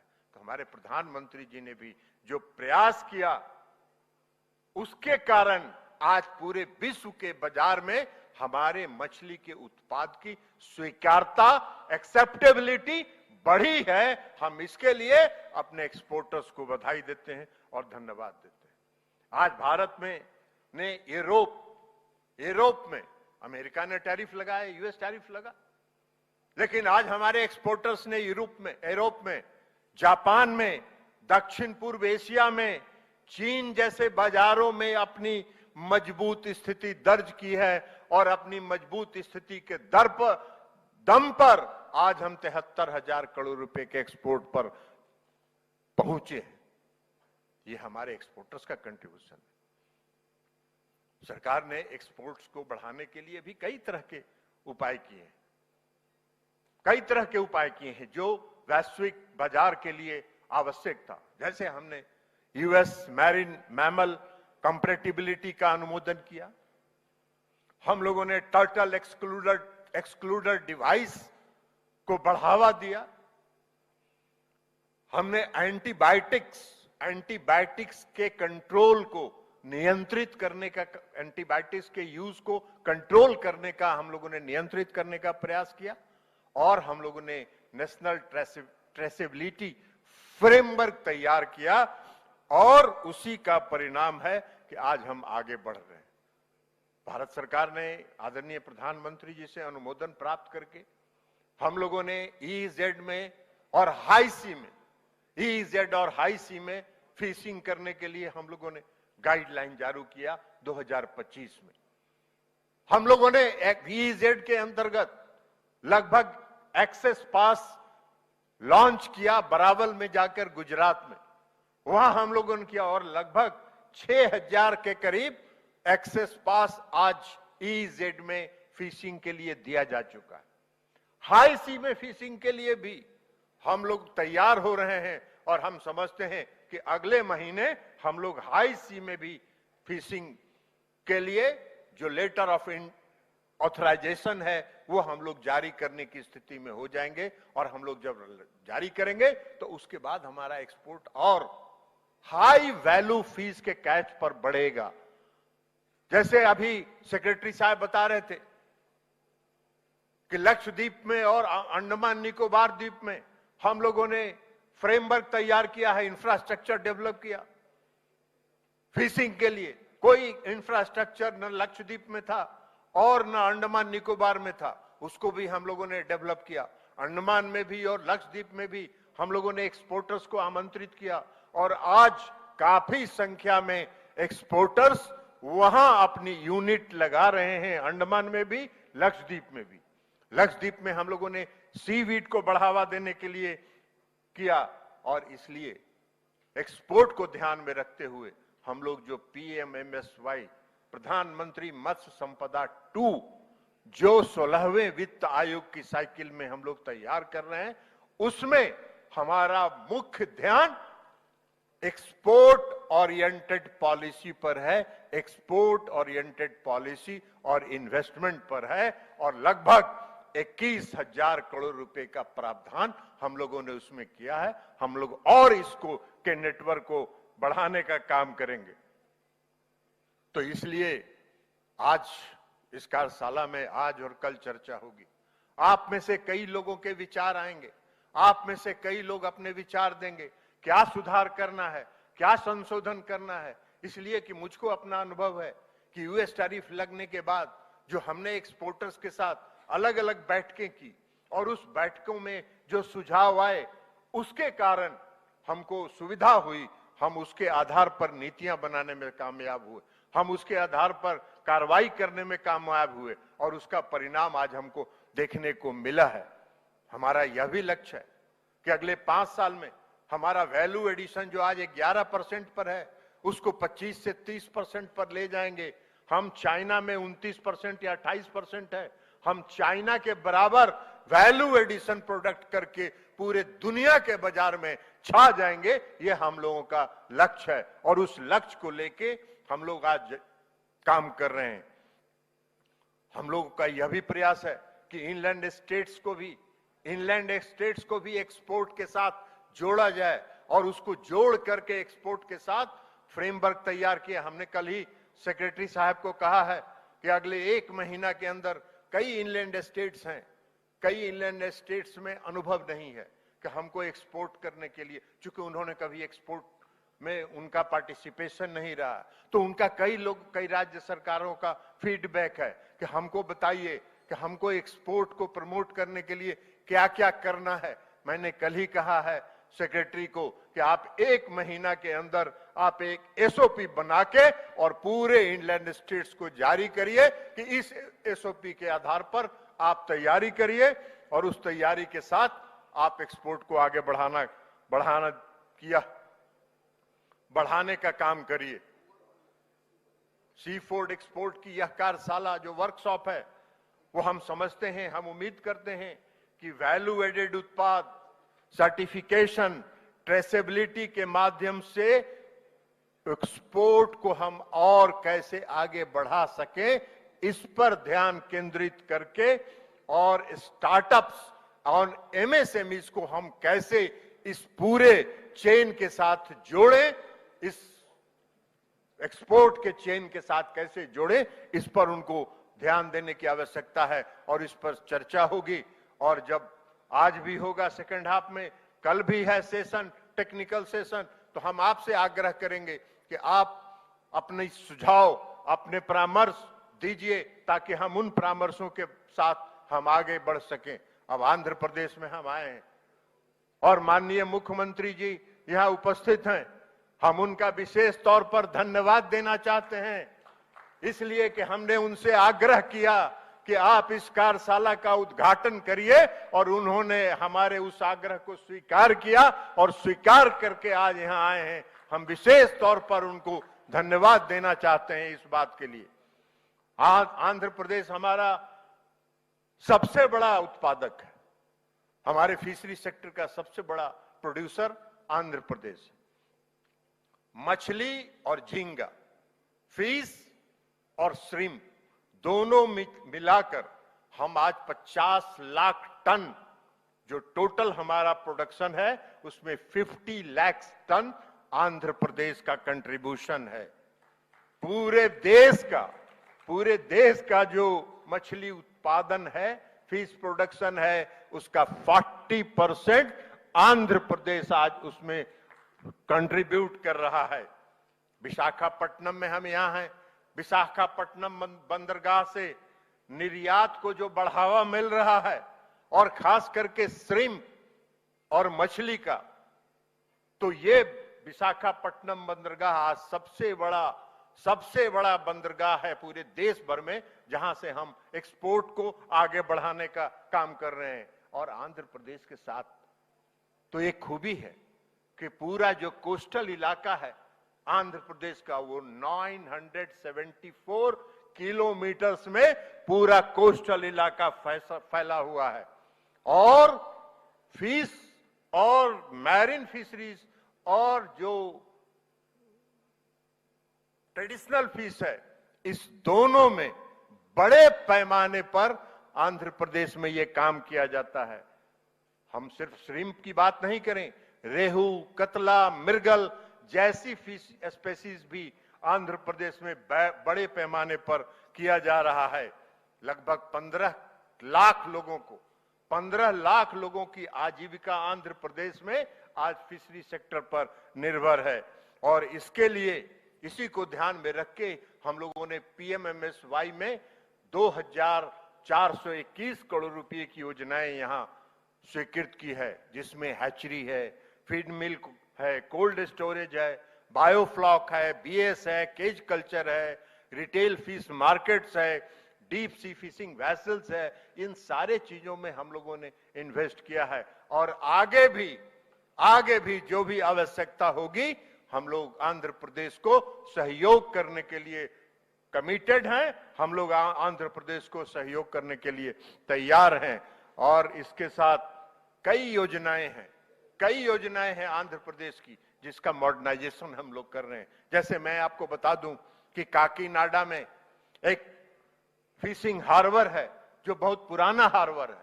उस हार्बर के मॉडर्नाइजेशन के लिए और उसको स्मार्ट हार्बर में डेवलप करने के लिए हम लोगों ने 72.42 करोड़ रुपया अभी 4 दिन पहले स्वीकृत किया है काकीनाडा में।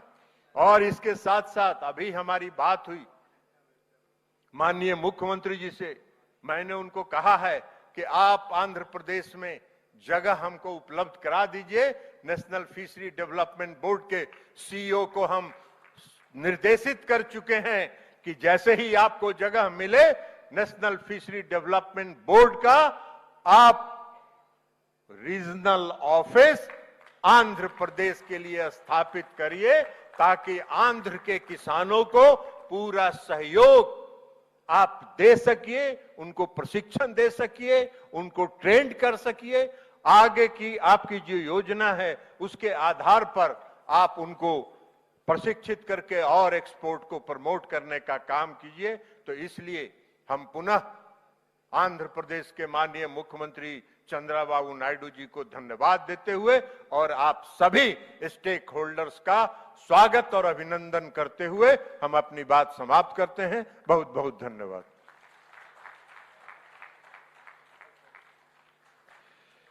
बहुत बहुत आभार माननीय श्री राजीव रंजन सिंह जी, एलियास ललन सिंह जी, माननीय केंद्रीय मत्स्य पालन, पशुपालन, डेयरी और पंचायती राज मंत्री महोदय का, उनके उद्बोधन के लिए, उनके मार्गदर्शन के लिए, उनके विजनरी लीडरशिप के लिए देवियों सचरों। May I now request Honorable Union Minister of Commerce and Industry, Shri Piyush Goyal ji, for his address and his guidance to all of us on this occasion. आदरणीय पीयूष गोयल जी से निवेदन करूंगा कि वे अपने संबोधन से हम सबका मार्गदर्शन करें। माननीय मंत्री महोदय। बहुत बहुत धन्यवाद।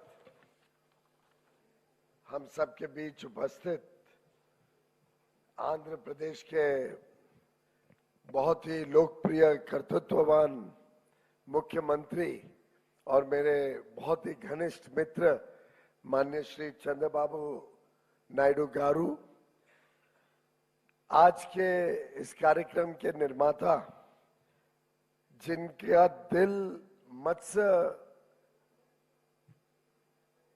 इंडस्ट्री के लिए, पूरे क्षेत्र के लिए हमेशा धड़कता है, जो बार बार मेरे साथ भी बड़ा झगड़ा करते रहते हैं कि फिशरीज के लिए और कुछ करना है और क्या कर सकते हैं और थोड़ा जोर लगाना है।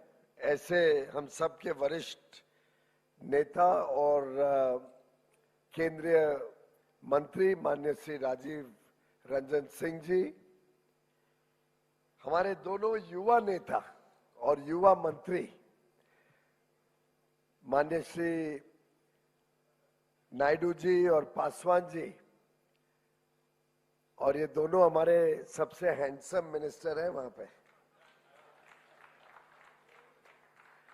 हसमुख,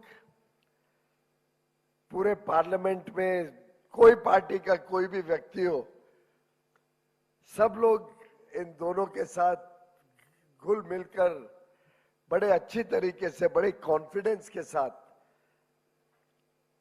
प्रधानमंत्री नरेंद्र मोदी जी के एजेंडा को आगे बढ़ा रहे हैं। और जो माननीय नायडू जी ने बोला, राममोहन नायडू जी ने, सही बात है, ऐसा स्टेज माननीय मुख्यमंत्री जी भी हैं, हमारे एनडीए अलायंस के सबसे वरिष्ठ नेताओं में से एक हैं, राजीव रंजन सिंह जी इस क्षेत्र के मंत्री, ऐसे 5 मंत्री एक साथ, आप कल्पना करिए कि प्रधानमंत्री नरेंद्र मोदी जी की कितनी दूरदृष्टता होगी जब उन्होंने ये whole of the government approach Bharat में लागू किया। और मुझे खुशी है कि राजीव जी ने ये कार्यक्रम रखा जिसमें हमारे साथ माननीय श्री मस्तान जी भी उपस्थित हैं, मेंबर ऑफ पार्लियामेंट यहां से, आंध्र प्रदेश से, हमारे साथ दोनों मंत्री, यहाँ के फिशरीज मंत्री माननीय श्री किंजरप्पू अच्छा नायडू जी, यहाँ के स्थानीय गार्डियन मिनिस्टर माननीय श्री दोला बालास्वामी जी उपस्थित हैं। दोनों विभाग, फिशरीज और कॉमर्स, दोनों के अधिकारियां हैं। अभिलाष लिखी जी जो बड़े संवेदनशीलता से इस क्षेत्र के लिए काम कर रहे हैं। अजय भादु जी कॉमर्स से एमपीडा देखते हैं और एक्सपोर्ट का प्रमोशन में लगे हैं। और देश भर से आए हुए जो सभी अधिकारी आज उपस्थित हैं, जो अलग अलग स्टेक होल्डर्स हैं, मैंने सुना लगभग 8-10 संस्थाएं एक्सपोर्ट या फिशरी सेक्टर्स की आज यहाँ पे एकत्रित हुई हैं। हमारे मत्स्य जो फार्मर्स हैं, जो फिशरमैन हैं, वो भी आज बड़ी संख्या में आए हैं। तो एक प्रकार से ये जो माननीय ललन सिंह जी कह रहे थे कार्यशाला, मैं तो इसको एक प्रकार से मंथन होता हुआ देख रहा हूं कि कैसे इस क्षेत्र की जो असीम संभावनाएं हैं उसको कैसे हम जमीनी स्तर पर उतारें। उसके लिए जो हम सब एकत्रित हुए, आप सभी को मैं बधाई देना चाहता हूं। माननीय मुख्यमंत्री जी, मेरे सहयोगी मंत्रियों को, सभी को बधाई देना चाहता हूं। सभी एक्सपोर्टर्स को, सभी फिशरमैन को, सभी प्रोसेसर्स को, सभी जो लॉजिस्टिक्स क्षेत्र से जुड़े हुए हमारे साथ हैं, हमारे यंग स्टार्टअप्स को, सभी को जो मिलकर आज की इस कार्यशाला में उपस्थित हुए हैं। और वास्तव में आज देश के कोने कोने से यहाँ पे लोग आए हैं, लगभग हर राज्य यहाँ पे रिप्रेजेंटेड है। तो मैं जब सोच रहा था कि क्या किया जाए, नमस्ते किया जाए या नमस्कारम किया जाए या वनक्कम बोला जाए या नमस्कार बोला जाए, पश्चिम बंगाल तक जाता है, या मेरे गुजरात के भाइयों को केम छो बोलूं या महाराष्ट्र के लोगों को जय महाराष्ट्र बोलूं, सभी कोस्टल स्टेट्स यहाँ पे उपस्थित हैं। और जैसा ललन सिंह जी ने कहा, मत्स्य सिर्फ कोस्टल स्टेट्स की धरोहर नहीं है, लैंडलॉक स्टेट्स में तो बहुत बड़े पैमाने पे संभावनाएं आगे बढ़ाने की, और आज वो भी सब यहाँ पे आए हुए हैं। तो सभी जो देश भर के हमारे साथी मित्र आए हैं, सबका स्वागत तो करता ही हूं, पर सबका मैं साधुवाद भी करता हूं। आपके काम के लिए, आपके योगदान के लिए, आपके मेहनत के लिए और देश को विकसित भारत 2047 तक लेके जाने की जो यात्रा में अभी अभी हमारे एक साथी ने बहुत ही प्रोत्साहन भरा हमें सबको उद्बोधन दिया, कैसे हम सब मिलके इस अमृत काल में देश को विकसित बनाना, देश को एक समृद्ध देश बनाना, देश को नई ऊंचाइयों तक लेके जाने के लिए हम अपना अपना काम करें। मैं कार्यशाला की पूरी प्रोग्राम देख रहा था। आज दोपहर को हम सब अलग अलग क्षेत्रों के प्रेजेंटेशंस भी देखेंगे कि क्या क्या सरकारी तौर पर आपके लिए योजनाएं उपलब्ध है। उसके बाद कल के जो टेक्निकल सेशंस है, जब उस पर नजर डाली तब ध्यान में आया कि इतना बढ़िया फिशरीज मंत्रालय ने एक प्रोग्राम क्यूरेट किया है जिसमें शायद ये 2 दिवसीय बैठक में एक अच्छा रोड मैप आगे के आने वाले 10-12 सालों के लिए हम बनाकर ही यहां से सब प्रस्थान करेंगे। और मुझे पूरा विश्वास है कि ये एक माइलस्टोन इवेंट, एक यादगार 2 दिवसीय कार्यशाला रहेगी जो वर्षों तक लोगों को याद रहेगी कि यहाँ पे एक शुरुआत हुई थी, यहाँ पे एक संकल्पना हुई थी। The seeds were sown for the bright future of the fishery sector, and truly, as I come to this state of Andhra Pradesh, as I come in the august company of Nara Chandrababu Naidu Garu, a state which is full of possibilities, state full of opportunities, where the coastline has not just fed the nation, but has reached tables across the world.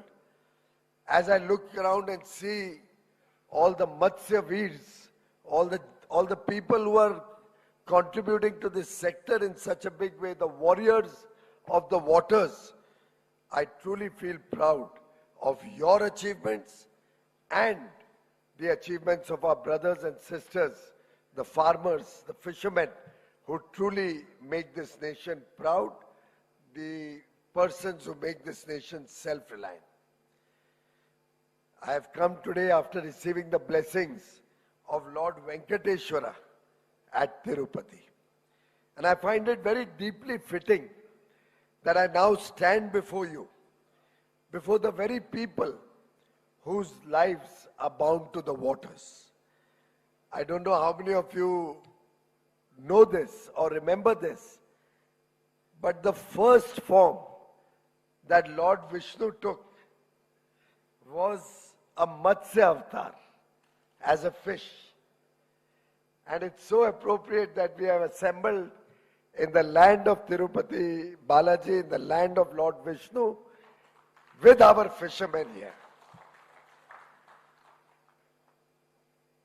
Incidentally, today is also World Environment Day. What better day to come together than the World Environment Day?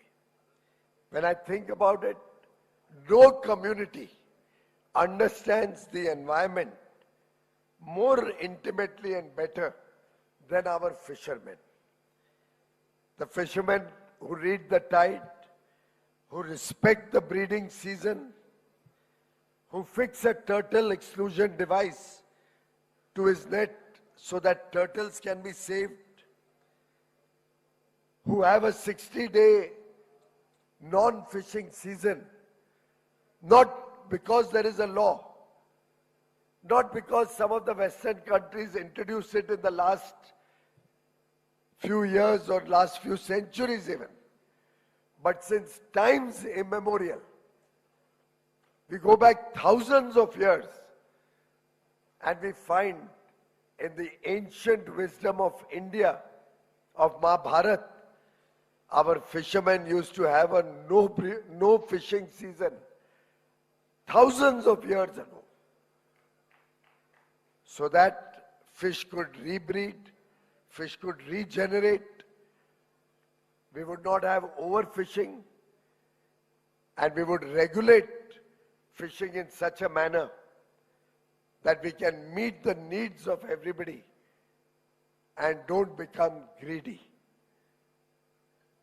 Mahatma Gandhi had said, nature provides enough to meet the needs of the world, but not the greed of some. And therefore, on World Environment Day, when we are all assembled, it's very appropriate that we pledge ourselves.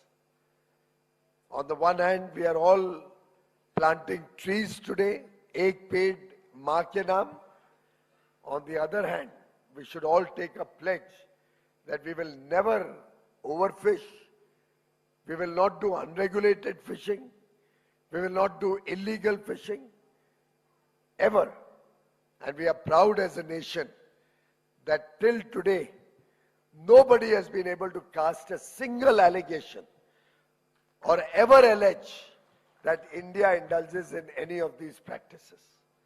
Maybe some of the other countries who have been overfishing over the last few decades should take a lesson from India, should take a cue from our fishermen who are always conscious of the environment.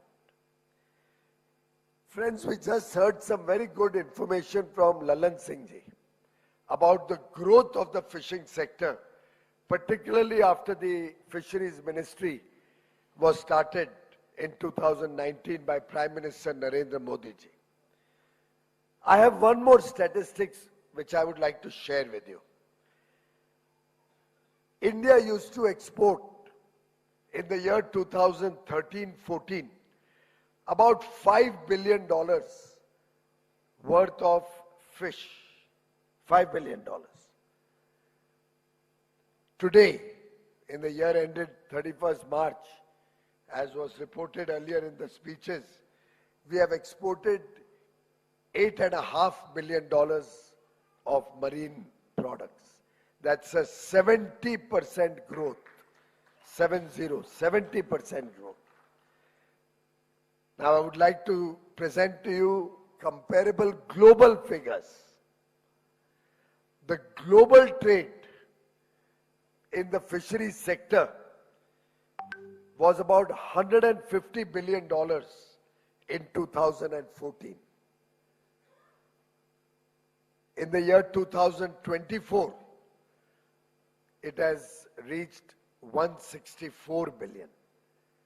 Growth is 10%. We have achieved 70% growth in India and our exports compared to global growth of only 10%. Of course, in the year 22 and 23, there was a little spike. It went up, even at that time, it went up to $195 billion. So even that was not something earth-shattering. Even that was only 25-30% growth. But over a 10-year period, whereas India grew by 70% in our exports, the world has grown.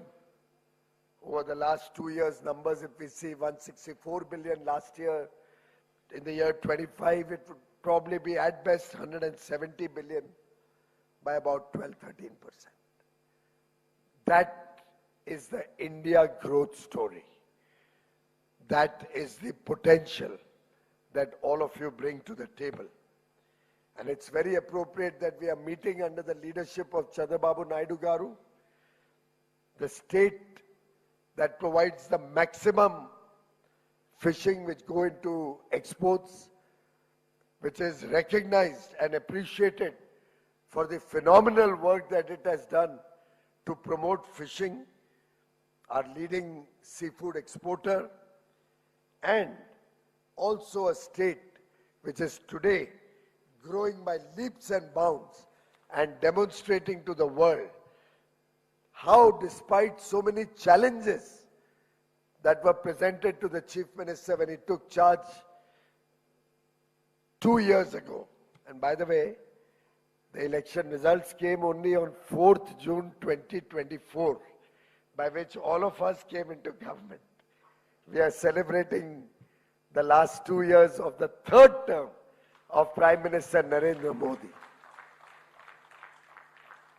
12 years of selfless service to Bharat, to the nation under Prime Minister Narendra Modi. 25 years continuously as a head of government, first in the state of Gujarat, then in the state of, then in the country as Prime Minister of India. 25 years of uninterrupted, it's a record no other leader has in India. Uninterrupted, continuous service as head of a government without any break of a single day. 50 years of dedicated, committed, selfless service, unblemished track record of 50 years that Prime Minister Modi brings to the nation. And under his leadership, we are all truly empowered, truly feel blessed that together, with the support and blessings of all our stakeholders gathered here, we will take the country to newer heights. Because really what we have done so far is only scratching the surface.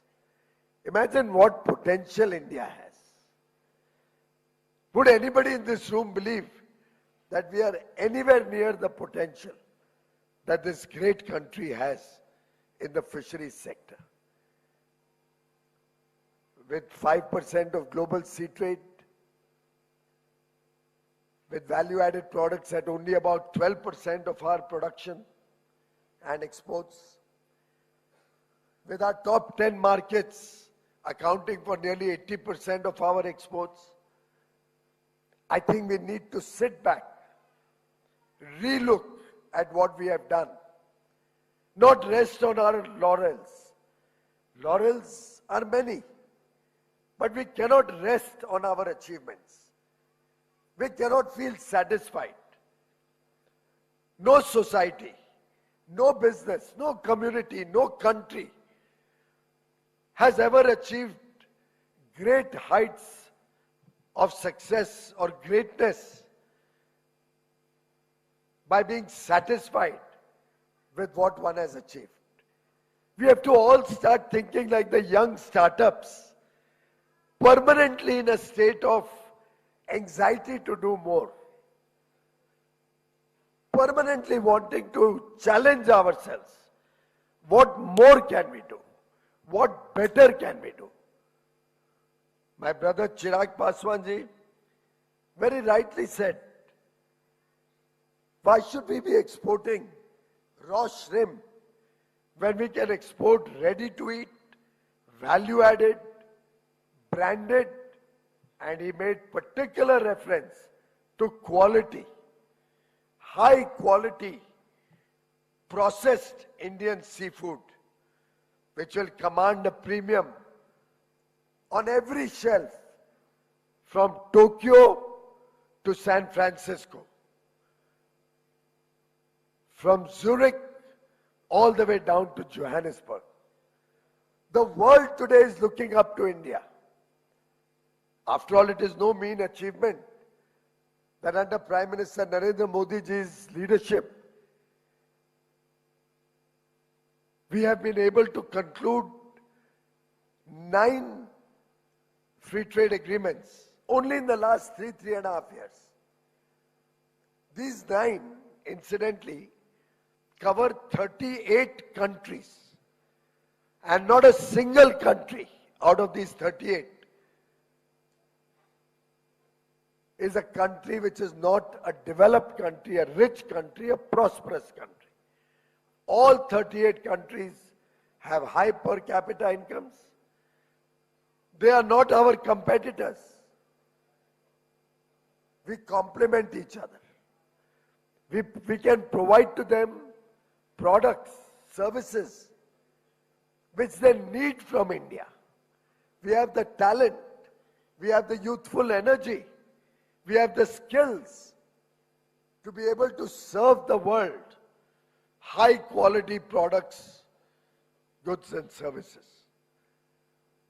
We need to aspire to leverage all these 38 countries' markets where we will have the most preferential access so that we can truly take the fisheries sector to greater heights.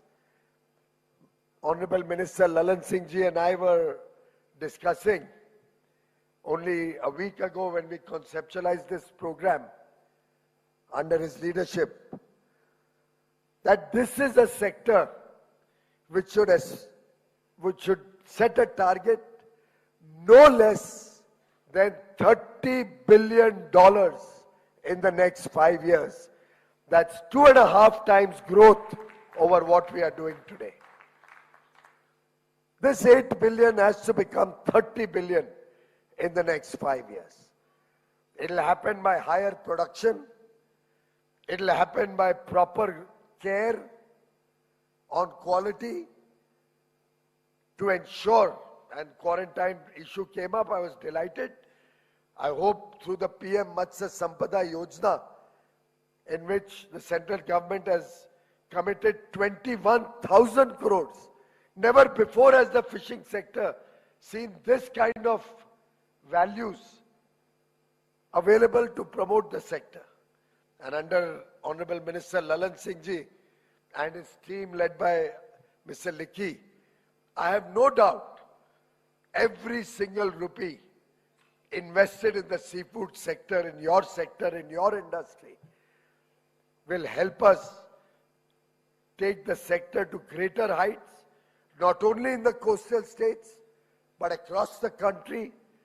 Every landlocked state also, we would wish to promote more and more the fisheries and aquaculture sector. Fish is not only about export. Fish also provides huge nutrition to 140 crore Indians and those who have that. It can be a source of nutrition. It can be a source of energy. And therefore, let me put a question to all of you friends. The question that must guide all of our actions from today onwards. Can we all agree to take India's fish across the world to every country in the world? Work towards opening new markets. Work towards expanding our production, both for domestic consumption and export. Reduce the export of raw shrimp and other fish products. Make ready-to-eat products, value-added products, branded products. Can we all decide that on the plate of every kitchen around the world, our Indian fish will find a place? Can we all decide that going forward, as the world is opening their doors to greater market access for India, we will leverage every opportunity so that the world sees India as the top producer of sea products, of marine products? Can we all decide that we will collectively promote self-help groups or cooperatives which can own and operate deep sea vessels so that we can exploit our EEZ area and not let other countries' vessels come into India or our EEZ area and take our fish out of our waters? Can we not all put our fishermen together in the form of cooperatives so that the benefit of deep sea fishing is enjoyed, the fruits of the labor is enjoyed by all our fishermen across the country? Let us build brands, friends, not just volumes. Let us empower our fishermen. our MSMEs, our startups, establish more incubation centers, look to the deep sea in a new way to capture the seas. And finally, become, as the Honorable Prime Minister said, when the global seas are rough, the world looks for a steady lighthouse. India is well poised to play that role. Can we become the lighthouse to the world when it comes to the fishing sector? Should not every country in the world look up to you, ladies and gentlemen, as the master fishermen, as the best produce in the world? That is the spirit of Viksit Bharat, to transform India from a leading producer of seafood into a globally trusted brand, supplier of high quality, sustainable, traceable and value-added marine products. Thank you very much for giving me this opportunity to meet all of you, and all the best for this two-day workshop.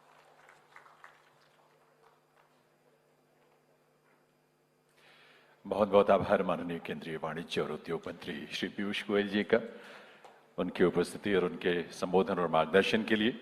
देवी सज्जनों, हमारे लिए बहुत सौभाग्य की बात है कि इस 2 दिवसीय राष्ट्रीय कार्यशाला का उद्घाटन आंध्र प्रदेश के यशस्वी मुख्यमंत्री माननीय श्री एन चंद्रबाबू नायडू जी के कर कमलों से हुआ है। Now I will request honourable chief minister, our visionary leader Shri N. Chandrababu Naidu ji, to deliver his inaugural address on this occasion. Honorable Chief Minister sir.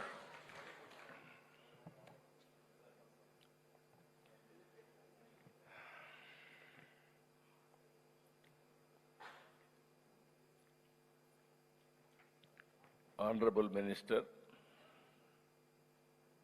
Minister of Commerce and Industry, Sri Piyush Goyal ji, Honorable Minister, Minister of Fisheries, Animal Husbandry, Dairy and also Panchayat Raj, Sri Rajiv Ranjan Singh ji, known as popularly Lalan Singh ji, very good friend of mine, Honorable Minister for Food Processing and Industries, Chirag Paswan ji, old association, family bond. His father used to work with my father-in-law. That is the bond we had. I am very happy to see him here.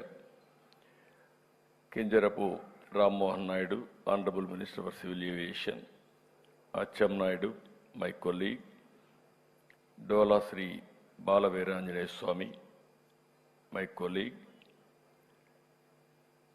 Secretary, Department of Fisheries, Government of India,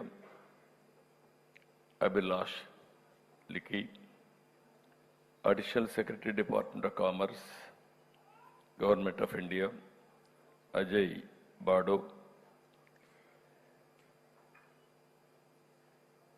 and also here, Honorable Parliament members, Honorable legislators, scientists, investors, industry leaders, exporters, aquaculture farmers, fishermen, Department officials, and esteemed guests and friends.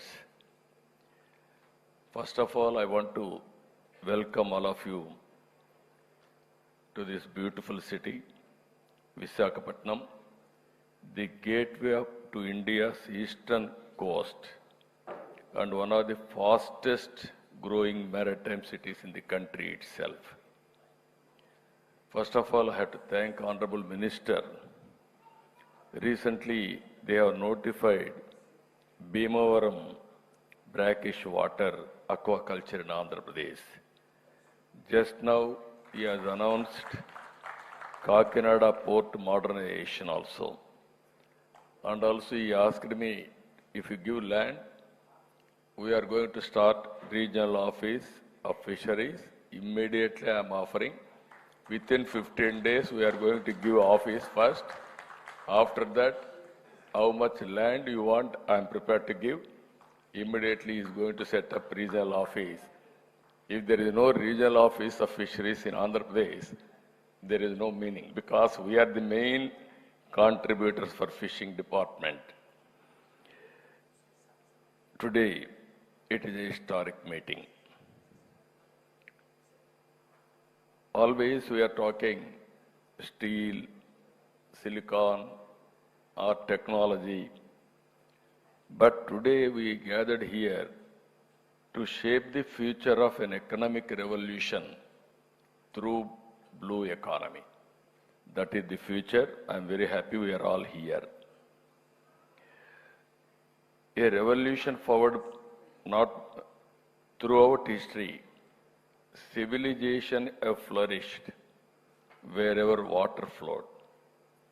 The Nile River nurtured Egypt. The Indus River sustained one of the world's largest civilization, that is ancient India. We are very fortunate. Godavari and Krishna shaped the prosperity of Andhra Pradesh. Even today, we are contributing aquaculture because of Godavari and Krishna rivers. That is the beauty of Andhra Pradesh. Blue economy, it is a reality. Future is with the blue economy. If you see here, we are the second largest producer of fish and seafood. Everybody told 197 lakh metric tons we are producing. And at the same time, last year record exports, that is nearly 19.3 lakh metric tons, 8.28 billion US dollars. These numbers by seeing very impressive, but they also reveal something more important. Global market, as our minister has rightly mentioned, 164 billion US dollars. Our contribution is only 5%. Under the same time, for the last 1 decade, we are able to grow nearly 70%. If you see these figures, there is a lot of opportunity. All the stakeholders who are all assembled here. Really, I am thanking Lalan Singh ji and also Piyush ji. When there was a crisis, America increased the tariff just like anything. At that time, they searched alternative markets. Short time, they are able to make all our exporters way forward. I am really very happy, and I am thanking on behalf of Andhra Pradesh. When there is a crisis, they stood with us. They sorted out the problem, both of them. You are all aware, 28% of India's total production of fish is from Andhra Pradesh. 66% of India's shrimp production is from Andhra Pradesh. 38% of India's seafood export earnings are from Andhra Pradesh. More than 28,000 crores worth of seafood exports annually. When Andhra Pradesh grows, India's seafood exports grow. When Andhra Pradesh innovates, India's blue economy advances. Opportunities, if you see, among agriculture exports, all put together, marine products 7.41 billion, non-basmati 6.53 billion, basmati 5.94, spices 4.45, buffalo meat it is only 4.06. all others are very less.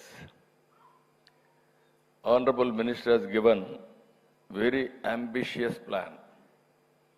Another 5 years, from 8.5 billion US dollars to 30 billion US dollars.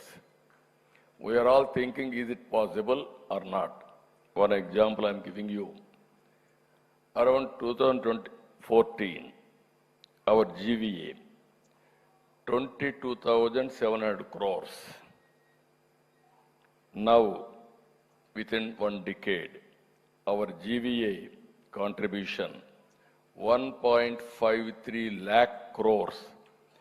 Growth over 570%. India has grown 70%. We have grown exports, they have grown 70%. We have grown fish production 570%. That is the growth Andhra Pradesh has achieved. I am totally confident what Piyush ji has rightly mentioned, it is possible. This success I can attribute to aquaculture farmers and also fishermen. Very, very innovative and dynamic entrepreneurs and also women who are all contributing here. Just now we have seen Aditya Aqua, smart green aquaculture, is in Hyderabad. But I am confident is beneficiary of my technology. This is where I promoted technology long back. He is making use of that technology and he is going in innovative way. That is where he revolutionized India's first inland commercial scale aqua farm. All of us are thinking this very interesting fish, all these things, it will come only in sea or inland waters. But Hyderabad, you know very well, the climate zone and everything. There he produced all these things and he is able to export all over the world now. I am very happy. I congratulate. Many more entrepreneurs are like this with startups. Andhra Pradesh is having strong base, 1,000-kilometer sea coast, plenty of water, Krishna, Godavari. And also we are very strong in technology. IT means Telugu India.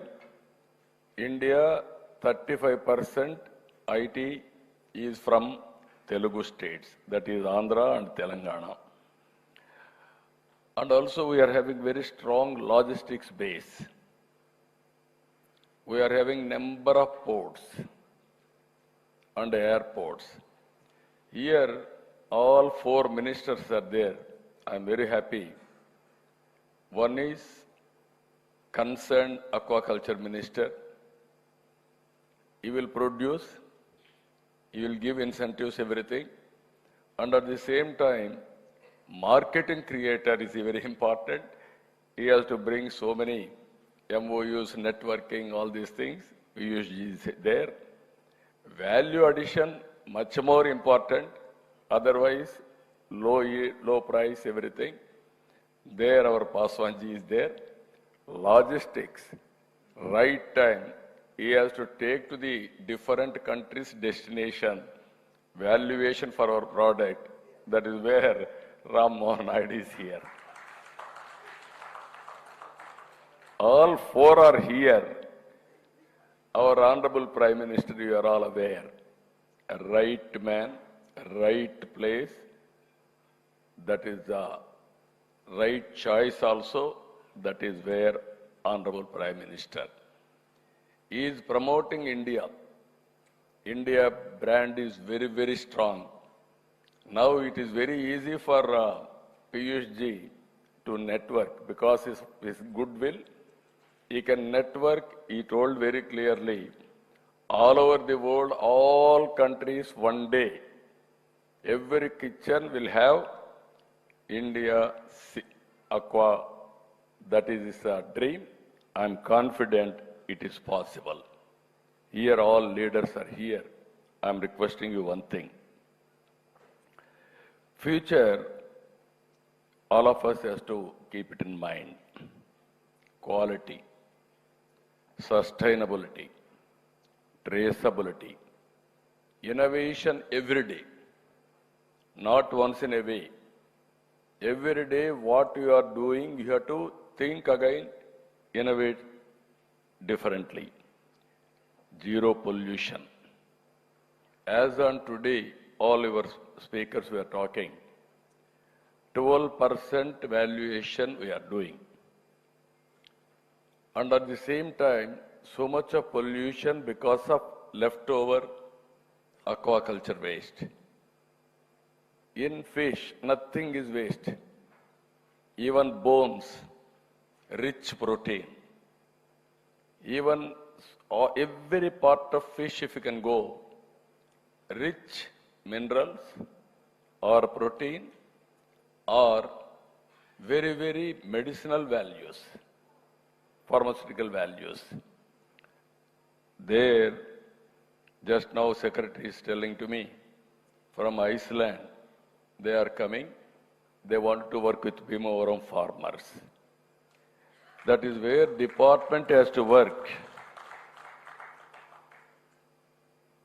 towards that direction. Even innovators are all you are here. I am just now one or two entrepreneurs told very clearly, registration and also traceability. That is our vision. We are working. Every farm, every pond identified, every batch traceable, every export quality they can look after. Where is the product? What is the process? And also what is the nutrition values, quality, everything they can go through, they can track back. That is what we are doing. I wanted to request Government of India, this is the time. All of us has to work clearly. As on today, export-wise, if you see, we are in 7th place. China, 20.18 billion US dollars. Norway, 15.98 billion. Ecuador, 9.2 billion. And also Vietnam, 8.3 billion. Chile, 7.8 billion. We are this year to 24, 7.2 billion. But we have to learn lessons from all these things. Norway, they are doing very well, brand and trust. Vietnam, export ecosystem. Even here, our product is going to Vietnam, then they are adding value, they are exporting different countries. China, value addition. Ecuador, traceability. Chile, innovation.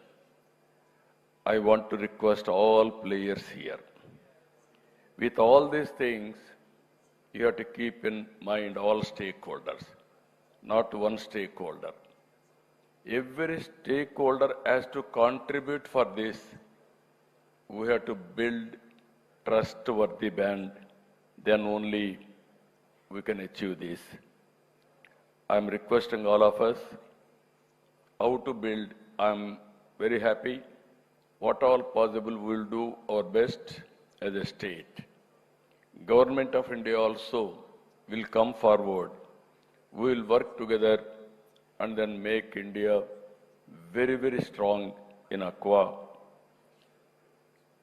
Scale like China, mega seafood processing parks.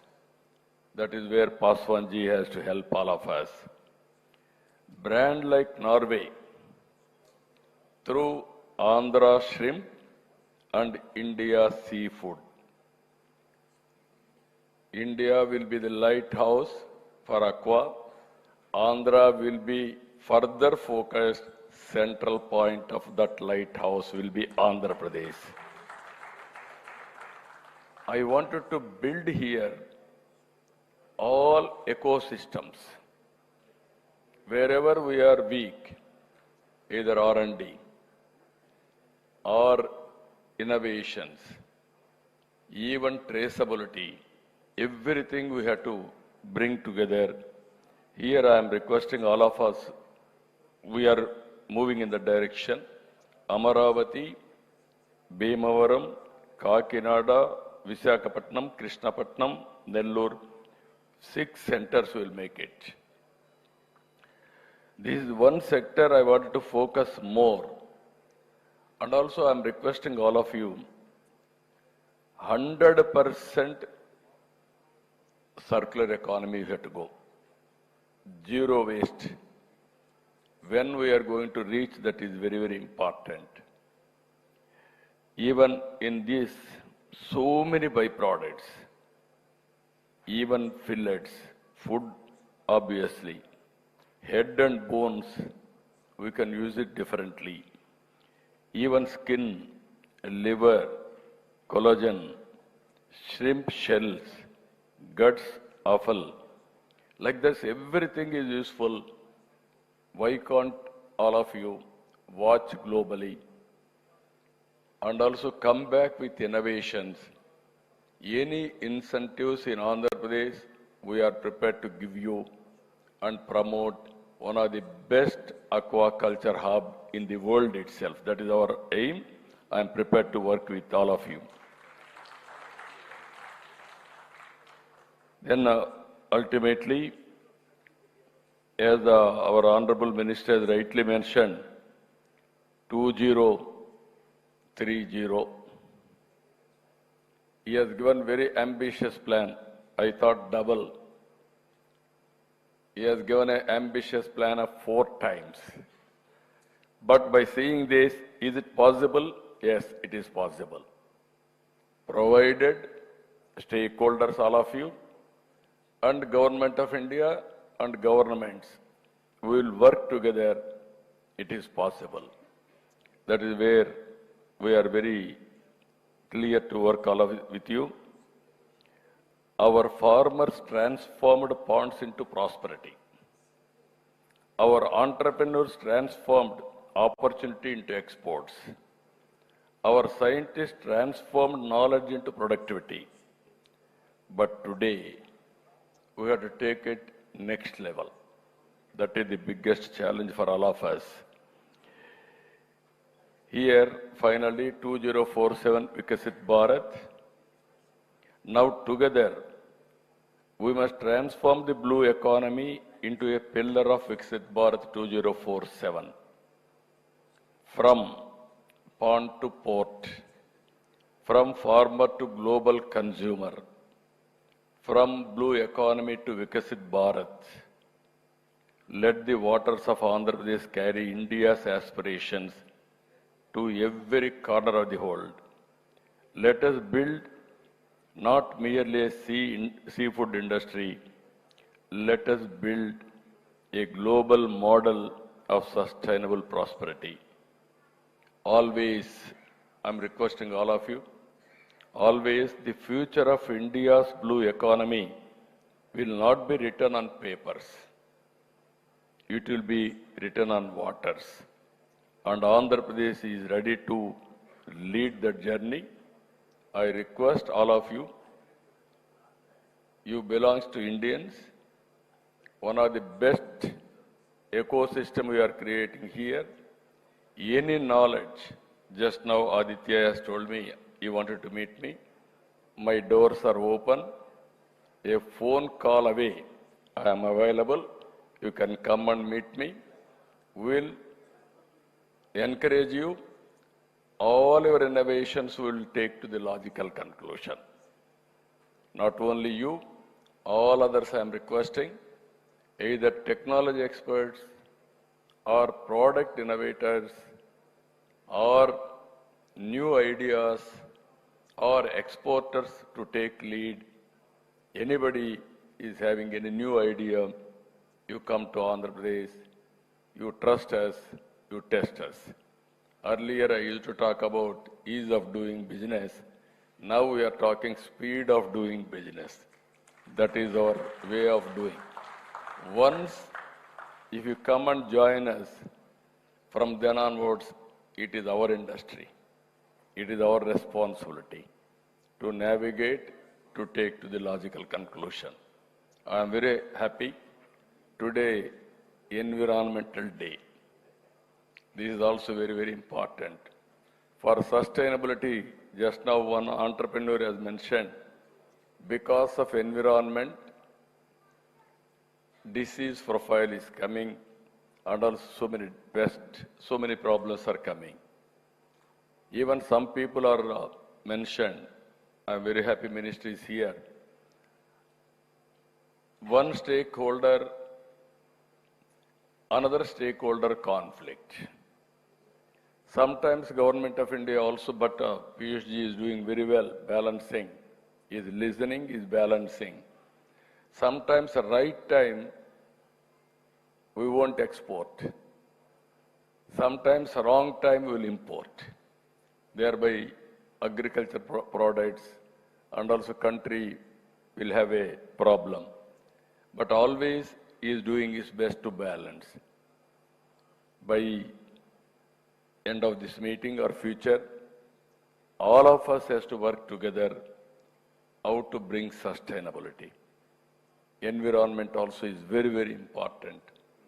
Pollution is there, then all problems will come. This is one industry we have to take extra precautions. That's why today I wanted to motivate for future. Aqua food is one where it will give you good health also. I wanted to make it very clear. All over the world, food habits are changing. Earlier, everybody used to eat only rice or some vegetables. Today, food habits have been changed. So many people are not eating carbohydrates. They are going only protein. Protein is available very rich only in fish and also chicken or egg. That is where we are having lot of opportunities. Again, I am telling you, this is one sector. Abundant opportunities for us within the country, outside the country. Even I am promoting to eat more and more fish because you will have more and more intake of protein. Thereby, no need to go to doctor. That is one area I am promoting in a big way. And also I am promoting one more thing. Have cycle. And then every day go to office in cycle, electrical cycle. Half an hour. Happily you can travel. Whenever you want to do exercise also, you can have a pedaling. Then your exercise will be completed. Then you can maintain good health forever.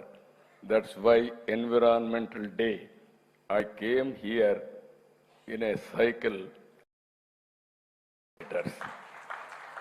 I am also promoting all of you. This is where you can reduce the diesel consumption, diesel and petrol consumption. Then green energy we can promote in a big way.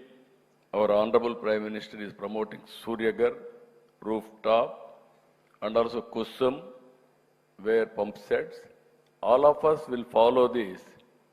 Then petrol and diesel consumption also will be reduced drastically. We have to think alternative ways, then only country will benefit. I don't have any doubt, future is ours. What Piyush ji has told very clearly, our honorable, this decade,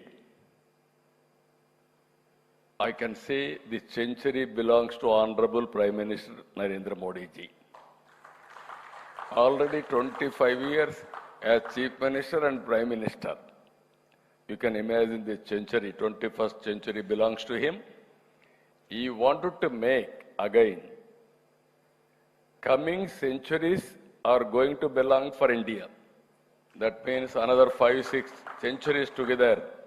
If all of us will position very well and balanced way, then we can do wonders in the near future.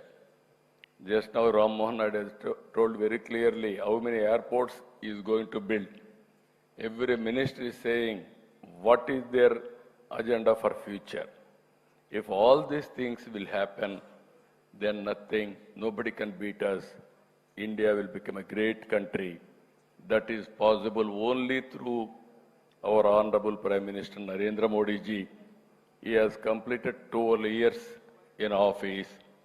We have to strengthen him.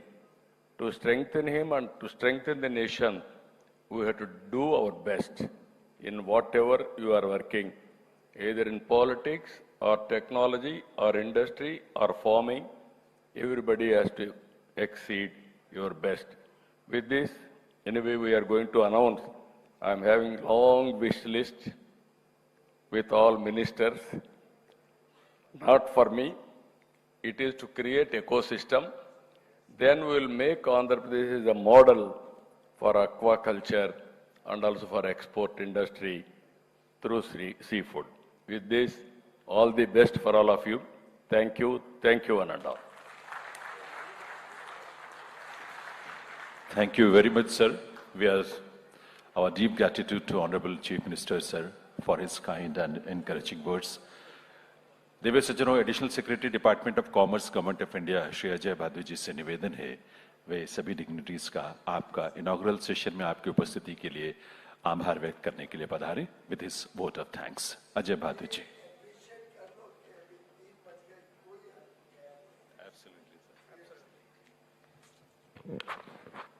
On behalf of the Ministry of Commerce and on behalf of Ministry of Fisheries and on behalf of all of you, I would like to express my deep gratitude to Shri Nara Chandrababu Naidu ji, Honorable Chief Minister of Andhra Pradesh, Shri Piyush Goyal ji, Honorable Minister for Commerce and Industry, Government of India, Shri Rajiv Ranjan Singh ji, Honorable Minister for Fisheries, Animal Husbandry, Dairy and Panchayati Raj, Government of India, Shri Kunjarapu Naidu ji, Honorable Minister for Civil Aviation, Shri Chirag Paswan ji, Honorable Minister for Food Processing, Shri Kinjarapu ji, Honorable Minister for Fisheries, Government of Andhra Pradesh, Shri Mastan Rao ji, Honorable Member of Parliament, Shri Dola Swami ji, District in Charge Minister for Visakhapatnam, Andhra Pradesh, Shri Abhilaksh Likhi ji, Secretary.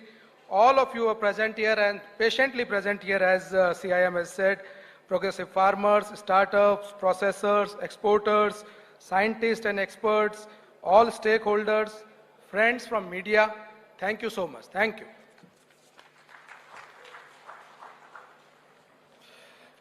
Thank you so much, ladies and gentlemen. Before we conclude this inaugural session of this 2 days national workshop on seafood, I will request all of you to please arise for the national anthem.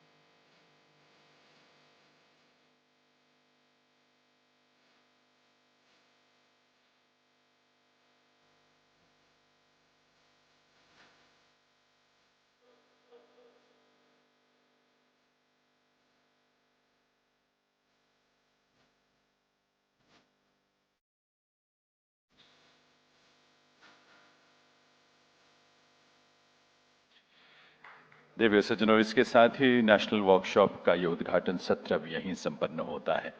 आप सभी का हृदय से आभार. बहुत ही धैर्य के साथ आपने पूरे कार्यक्रम में अपनी उपस्थिति को इंश्योर किया है आखिर तक, जबकि लंच के लिए, भोजन के लिए बहुत विलंब भी हुआ आप सभी को, लेकिन आप सभी रुके रहे, आप सभी बैठे रहे और बहुत पेशेंटली आपने हर चीज को देखा है, सुना है, समझा है, पार्टिसिपेट किया है. आप सबका हृदय से आभार. और आप सभी को मैं लंच के लिए आमंत्रित करता हूं. After the lunch, please take your seats by or before 3:30. I think you just try to be here before 3:30 so that we can start our next session of presentation that next post-lunch session in which presentation will be made by the line ministries, departments and organizations on related schemes, policies, way forward and also measures taken for promotion of seafood. अभी के लिए बहुत बहुत धन्यवाद आप सभी का बहुत बहुत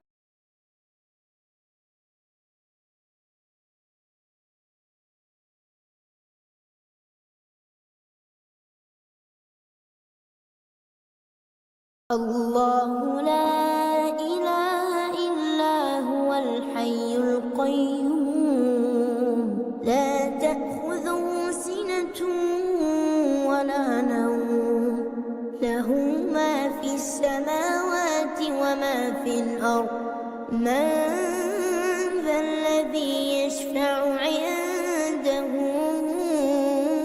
إلا بإذنه يعلم ما بين أيديهم وما خلفهم ولا يحيطون بشيء من علمه إلا بما شاء وسع كرسيه السماوات والأرض ولا يؤوده حفظهما وهو العلي العظيم بسم الله الرحمن الرحيم آمن الرسول بما أنزل إليه من ربه والمؤمنون كل آمن بالله وملائكته وكتبه ورسله لا نفرق بين أحد من رسله وقالوا سمعنا وأطعنا غفرانك ربنا وإليك المصير لا يكلف الله نفسا إلا وسعها لها ما كسبت وعليها ما اكتسبت ربنا لا تؤاخذنا إن نسينا أو أخطأنا ربنا ولا تحمل علينا إصرا كما حملته على الذين من قبلنا